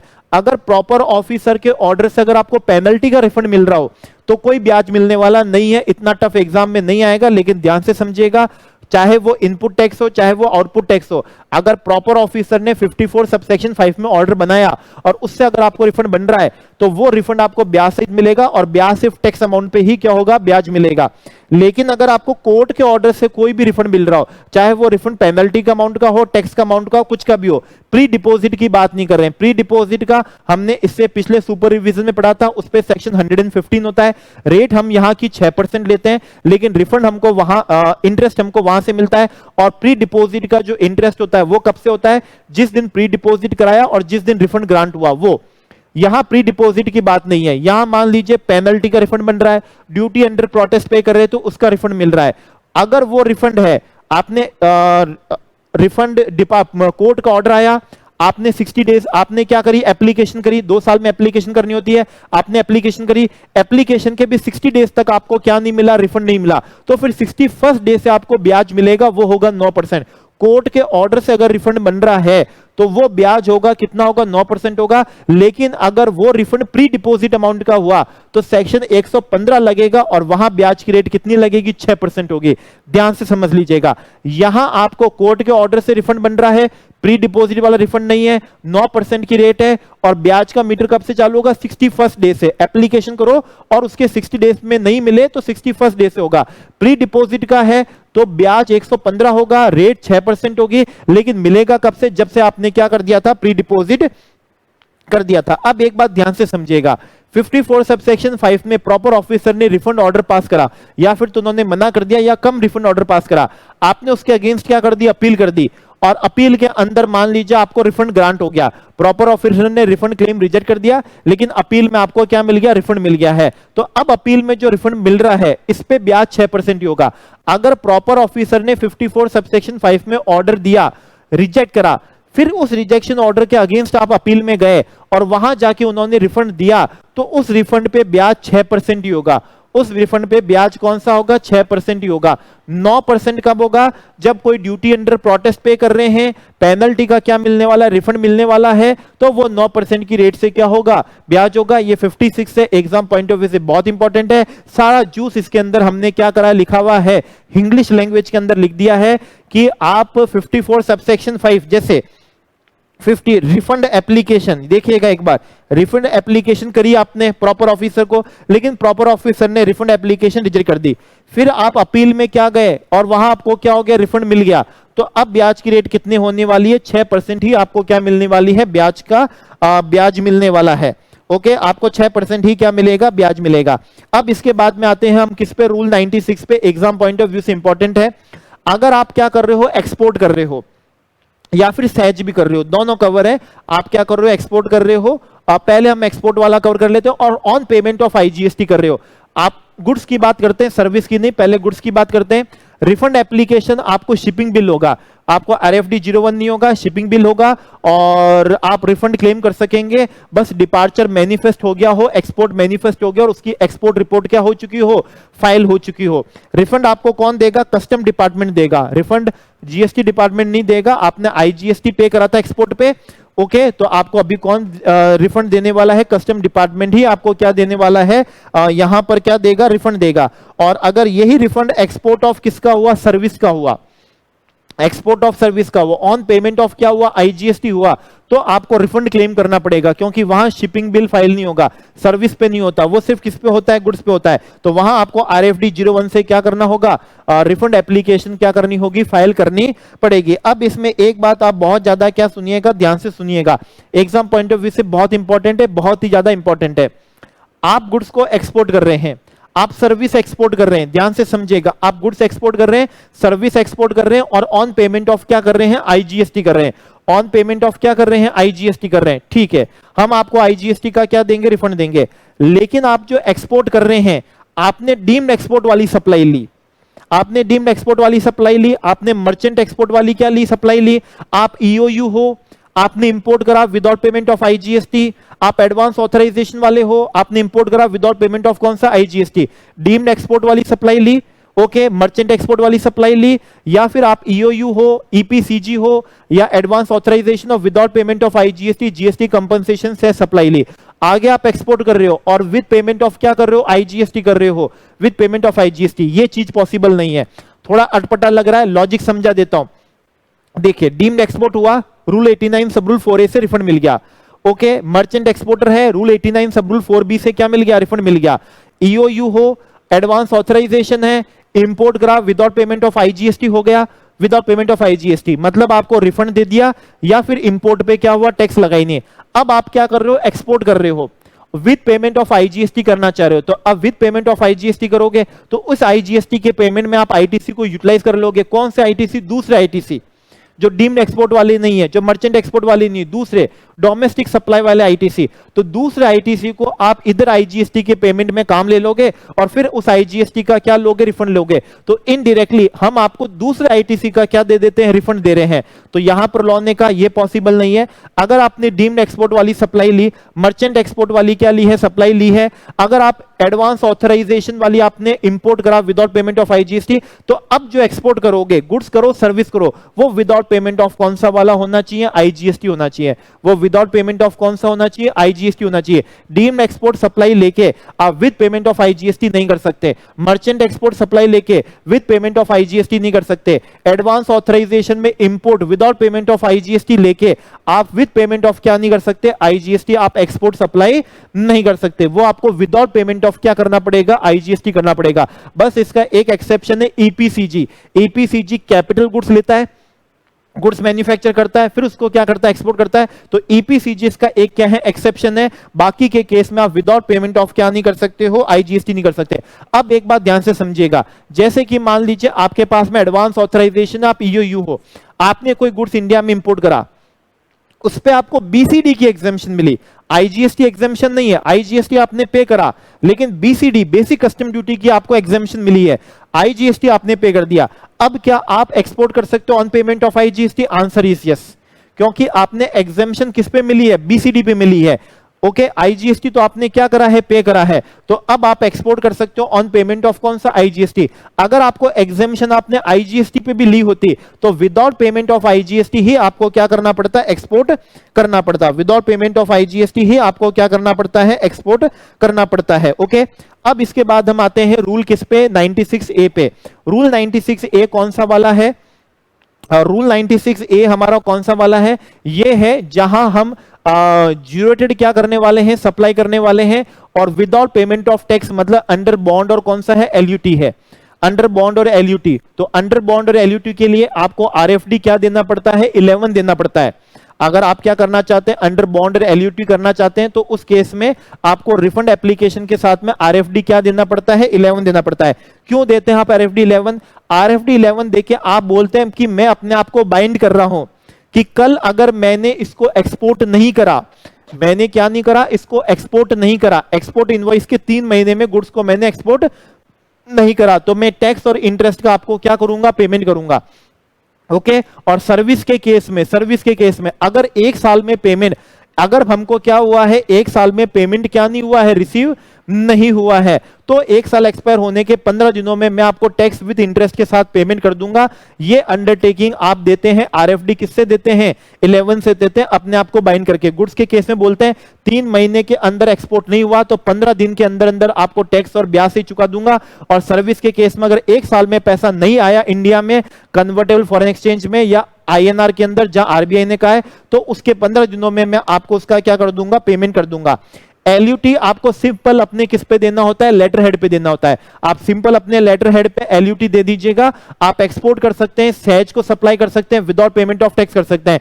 लेकिन जिन्होंने भी जीएसटी लॉ में या फिर एग्जिस्टिंग लॉ में 2.5 करोड़ से ज्यादा का टैक्स का इवेजन का ऑफेंस करा है, उनको एलयूटी वाली हम क्या नहीं देंगे? खुद के लेटर हेड पे लिख के एक्सपोर्ट कर दें या सहज को दे दें, विदाउट पेमेंट ऑफ क्या कर दें? आईजीएसटी कर दें, उसकी सुविधा नहीं होगी। किनको? जिन्होंने ऑफेंस करा है, 2.5 करोड़ से क्या करा है? ज्यादा का करा है, उनको एलयूटी वाली क्या नहीं मिलने वाली है? फैसिलिटी मिलने वाली नहीं है। ओके, अब हमारे हैं एग्जाम के पॉइंट ऑफ व्यू से वन मोर इंपॉर्टेंट अमेंडमेंट 96 क्या है भी। अभी तक हम सिर्फ सर्विस के लिए देखते थे कि एक्सपोर्ट ऑफ सर्विस वो होती है जिसके केस में हमको कन्वर्टेबल फॉरेन एक्सचेंज में पैसा आ गया हो या आईएनआर में पैसा आ गया हो, अगर आरबीआई परमिट करता है। लेकिन गुड्स के केस में ऐसी कोई भी क्या नहीं थी? रिक्वायरमेंट नहीं थी। अब 96 भी आ चुका है। अब 96 बी क्या बोल रहा है? अगर आप गुड्स को एक्सपोर्ट कर रहे हैं, सिर्फ एक्सपोर्ट पे है, सहज पे नहीं है, अगर आपने एक्सपोर्ट ऑफ गुड्स कराए, चाहे विदाउट पेमेंट ऑफ टैक्स कराओ या विद पेमेंट ऑफ टैक्स कराओ, आपको फेमा की टाइम लिमिट में सेल प्रोसीड लानी है। सेल प्रोसीड 1.5 टाइम्स मैक्सिमम नहीं, जितना सेल करा है पूरी की पूरी क्या लानी है? सेल प्रोसीड लानी है। अगर आप फेमा की टाइम लिमिट में सेल प्रोसीड नहीं लाते हो, ओके, तो जैसे ही टाइम लिमिट एक्सपायर हो जाएगी उसके 30 डेज के अंदर अंदर आपको क्या करना है? आपको रिफंड वापस से देना होगा। जो रिफंड आपको मिला था वो आपको वापस देना होगा, अलोंग विद किसके साथ में? इंटरेस्ट के साथ में आपको क्या करना होगा? पे करना होगा। नहीं तो हम आपसे क्या करने वाले हैं? रिकवर करने वाले हैं। कैसे? अगर फेमा की टाइम लिमिट में सेल प्रोसीड क्या नहीं होती? रियलाइज नहीं होती।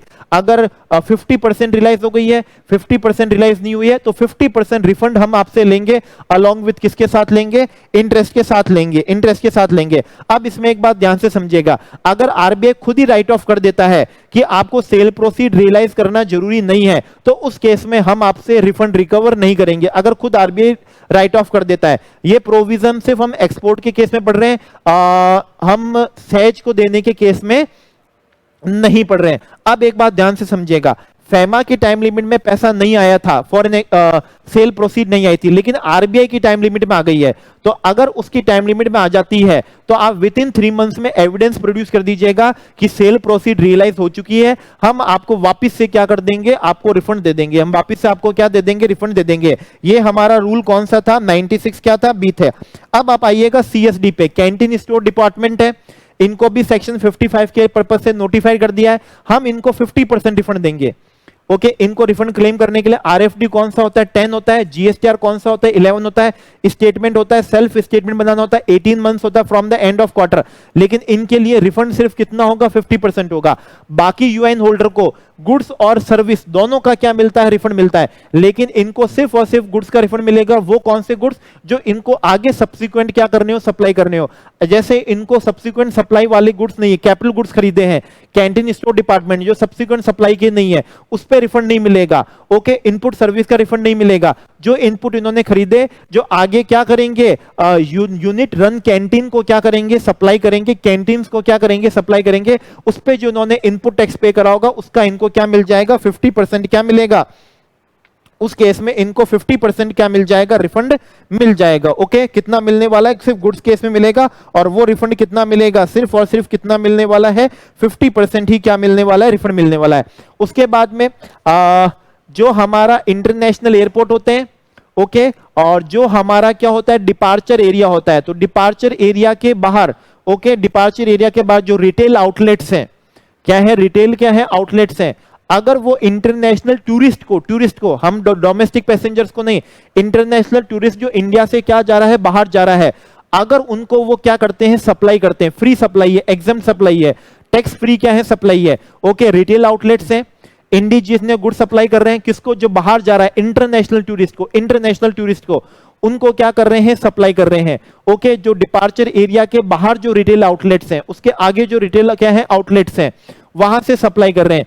तो टैक्स का तो क्या नहीं करना है, पेमेंट नहीं करना है।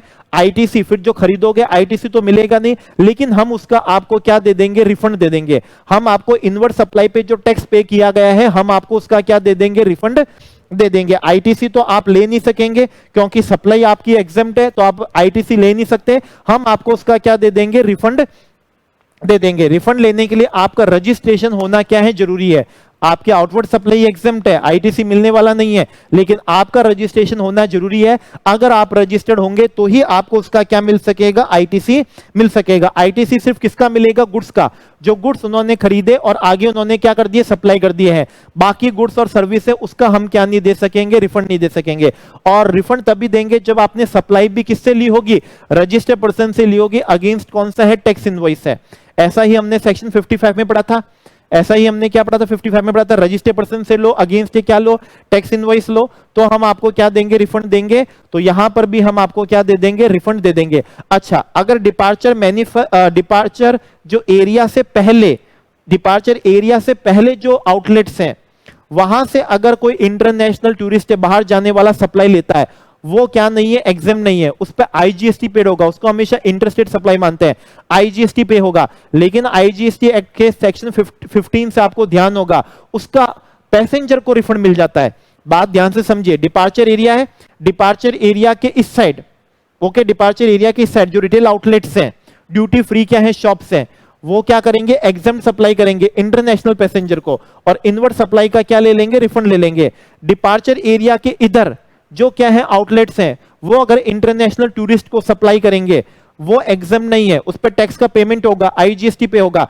पैसेंजर क्या कर सकेगा, उस आईजीएसटी का रिफंड ले सकेगा अगर वो गुड्स को क्या करता है, साथ में लेके जाता है। गुड्स ही लेके जाएगा, सर्विस तो लेके जाएगा नहीं, तो सर्विस पे रिफंड हो नहीं सकता। तो जो गुड्स लेके चला जाएगा उसका क्या मिल जाएगा, रिफंड मिल जाएगा। लेकिन गुड्स अगर यही कंज्यूम कर लेगा तो उस पर उसका रिफंड नहीं मिलेगा, उस पर उसको क्या नहीं मिलने वाला है, रिफंड मिलने वाला नहीं है। ओके, चलिए अब हम इसके क्या चलते हैं, आगे चलते हैं और भी हम कुछ देखते हैं। हमने एक्यूमुलेटेड आईटीसी का रिफंड देखा था, हमने एक्यूमुलेटेड आईटीसी का रिफंड देखा है। ओके, एक तो देखा इन्वर्टेड टैक्स स्ट्रक्चर है और एक जीरोटेड क्या है, सप्लाई है। हम उसका 89 सब रूल 4 और 4B से क्या निकालते हैं, सब रूल 4 और 5 से क्या निकालते हैं, रिफंड का अमाउंट निकालते हैं। हम रिफंड का अमाउंट निकालते हैं। अब एक बात ध्यान से समझिएगा, आपको जो नेट आईटीसी इनपुट सर्विस का लेते हैं, और इन्वर्टेड टैक्स स्ट्रक्चर में नेट आईटीसी सिर्फ किसका लेते हैं, इनपुट का लेते हैं, वो आपको सीजीएसटी, एसजीएसटी, आईजीएसटी, यूटीजीएसटी, इन सभी का क्या करना है, कंसोलिडेट करके ही करना है, अलग अलग नहीं करना है। आपको क्या करना है, कंसोलिडेट करके सिंगल फॉर्मूले से निकालना है। फिर आपको कंपेयर करना है ई कैश लेजर के, ई क्रेडिट लेजर के बैलेंस से। कब से, जिस रेलेवेंट टैक्स पीरियड का आप क्या कर रहे हैं, रिफंड क्लेम कर रहे हैं, रेलेवेंट टैक्स पीरियड का रिफंड क्लेम कर रहे हैं। तो उस समय जब आपने रिटर्न फाइल करा था, तो उस समय आपके पास में कितना ई क्रेडिट लेजर में बैलेंस था, ध्यान से समझिएगा। आप जब भी आप मान लीजिए जून मंथ का आप क्या कर रहे हैं, रिफंड क्लेम कर रहे हैं आज, कब, सितंबर के अंदर। तो जब आपने जून मंथ का रिटर्न फाइल करा था जीएसटीआर 3B, तो उस समय ई क्रेडिट लेजर में जितना बैलेंस था, सुनिएगा आगे, आज सितंबर में जब आपने रिफंड क्लेम करा है, तो जब रिफंड क्लेम कर रहे हैं तो उस समय भी ई क्रेडिट लेजर में कितना बैलेंस है। ओके, ध्यान से एक बार वापस से पहले आप फॉर्मूला लगाएं, सीजीएसटी, एसजीएसटी, आईजीएसटी, यूटीजीएसटी जितने भी हैं, आईटीसी इनपुट सर्विस जो है, उन सबको कंबाइन करके रूल 89 सब रूल 4 और सब रूल 5 के फॉर्मूले में रखिए और निकालिए। मान लीजिए 10 लाख आया, जिस टैक्स पीरियड का आप रिफंड क्लेम कर रहे हैं उस टैक्स पीरियड का जब रिटर्न फाइल हुआ था उस समय बैलेंस 7 लाख था। ओके, तो 10 लाख को 7 लाख से कंपेयर करिए। और आज जब आप रिफंड क्लेम कर रहे हैं, क्योंकि रिफंड तो आप 2 साल तक क्लेम कर सकते हैं, आज जब आपने रिफंड क्लेम करा तो उस समय आपके पास में बैलेंस ई क्रेडिट लेजर में 50,000 ही पड़ा है। तो इन तीनों में से जो लोअर होगा उसी का आपको क्या मिलने वाला है, रिफंड मिलने वाला है, उसी का रिफंड मिलेगा। रिफंड हम आपको किस में देंगे, बैंक खाते में देंगे, या तो आईटीसी का रिफंड है ये हम आपको किस में देंगे, बैंक खाते में देंगे। हम आपको बैंक खाते में देंगे तो ई क्रेडिट लेजर में से भी डेबिट तो करना ही पड़ेगा। अब आप डेबिट किसको करेंगे, तो सबसे पहले आप डेबिट करेंगे आईजीएसटी को। ई क्रेडिट लेजर में आईजीएसटी को क्या करेंगे, बैलेंस डेबिट करेंगे। अगर उसमें बैलेंस कम है तो बाद में आप सीजीएसटी और एसजीएसटी को बराबर बराबर डेबिट कर देंगे। क्या कर देंगे, बराबर बराबर डेबिट कर देंगे। और अगर वो बराबर बराबर डेबिट नहीं हो पाता है, शॉर्टफॉल है, तो बाकी बचा हुआ जिसमें बैलेंस होगा उसमें से क्या कर देंगे, डेबिट कर देंगे। कहने का मतलब क्या है, जैसे 50,000 का आपको रिफंड मिलना तय हुआ है तो आपको साइमल्टेनियसली कोरस्पॉन्डिंगली 50,000 ई क्रेडिट में से डेबिट करना पड़ेगा। सबसे पहले आईजीएसटी में, आईजीएसटी में बैलेंस ही 20,000 है तो 20,000 डेबिट कर दें। अब आपको डेबिट करना है कितना, 30,000, किसमें, सीजीएसटी में से और एसजीएसटी में से। सीजीएसटी में बैलेंस पड़ा है मान लीजिए 25,000 का और एसजीएसटी में बैलेंस है कितने का, 10,000 का। ओके, तो पहले बराबर बराबर करना है, तो पहले आप क्या करें, दोनों में 10,000 क्या कर दें, डेबिट कर दें। तो आप आईजीएसटी में 20,000 डेबिट कर चुके थे पहले, अब 10,000 आपने दोनों में डेबिट कर दिए, 40,000 डेबिट हो गया। अब जो शॉर्टफॉल बचा है, अब आप किस में से डेबिट करेंगे, जिसका बैलेंस बचा हुआ, सीजीएसटी में बैलेंस बचा था उसमें से आप क्या कर देंगे, उसको डेबिट कर देंगे। ओके, अब आप रिफंड क्लेम करते हैं, आप रिफंड एक से ज्यादा टैक्स पीरियड का रिफंड क्लेम कर सकते हैं और वो एक से ज्यादा टैक्स पीरियड अलग अलग क्या हो सकते हैं, फाइनेंशियल ईयर के भी हो सकते हैं। जरूरी नहीं हो कि वो सेम फाइनेंशियल ईयर के हो, वो क्या हो, अलग अलग फाइनेंशियल ईयर के हो सकते हैं। इन्वर्टेड टैक्स स्ट्रक्चर, जहां इनपुट की रेट क्या होती है, ज्यादा होती है और आउटपुट की रेट कम होती है। ये आपको कैसे देखना है, सेम पॉइंट ऑफ टाइम पे, डिफरेंट पॉइंट ऑफ टाइम नहीं। ऐसा नहीं है कि किसी खरीदते समय आपने इनपुट खरीदा था 18% पे, सप्लाई करते समय रेट कम हो गई है, वो 12% हो गई है, ये डिफरेंट पॉइंट ऑफ टाइम हो गया। अगर डिफरेंट पॉइंट ऑफ टाइम पे अगर रेट क्या हो गई है, बदल गई है, उसे इन्वर्टेड टैक्स स्ट्रक्चर नहीं मानेंगे। सेम पॉइंट ऑफ टाइम पे जब आप सप्लाई कर रहे हैं 12% की रेट है, उसी समय अगर इनपुट की रेट 18% हो तो उसे इन्वर्टेड टैक्स स्ट्रक्चर मानते हैं, अदरवाइज उसे क्या नहीं मानते हैं, इन्वर्टेड टैक्स स्ट्रक्चर नहीं मानते हैं। अब एक बात और ज्यादा ध्यान से सुनिएगा, हम आईटीसी का रिफंड लेते हैं रूल 89 सब रूल 4 के प्रोविजन से, सब रूल 5 के प्रोविजन से, net ITC of input service, net ITC of input, ऐसा हम लेते हैं। अब यहां जो हम आईटीसी लेते हैं इनपुट सर्विस का या इनपुट का, या हमें सिर्फ उन्हीं का ही लेना है, उन्हीं का ही लेना है जिनकी सप्लायर के जिस इनपुट और इनपुट सर्विस की इनवॉइस सप्लायर ने अपने जीएसटीआर 1 में क्या कर दी है, डिटेल्स दे दी है। जिसकी डिटेल्स नहीं दी है, आपको ध्यान होगा रूल 36 सब रूल 4 के प्रोविजन से, जिसकी इनवॉइस सप्लायर ने नहीं दी है उसका भी 10% हम आईटीसी लेते हैं। तो आईटीसी तो ले लीजिएगा लेकिन रिफंड नहीं देंगे हम आपको, उस आईटीसी को आप यूज ही करिएगा आउटपुट टैक्स के पेमेंट में, लेकिन रिफंड नहीं कर सकते। रिफंड हम सिर्फ उसी इनपुट और इनपुट सर्विस के आईटीसी का देंगे जिसके रेस्पेक्ट में सप्लायर ने जीएसटीआर 1 के अंदर उसकी डिटेल्स दे दी हो और रिसिपेंट को हमको जीएसटीआर 2A में क्या हो गई हो, ऑटो ड्राफ्ट होके आ गई हो, सिर्फ उसी का ही हम क्या देने वाले हैं, रिफंड देने वाले हैं। तो ये हमने पूरे रिफंड टॉपिक का, रूल का, सब रूल का, सभी का हमने क्या निकाल लिया है, जूस निकाल लिया। सुपर रिवीजन था लेकिन हमने एंटायर क्या करा है, पढ़ा है, प्रैक्टिकल ऑलरेडी प्लेलिस्ट के अंदर है, वहां से आप इसको क्या करें, कवर करें।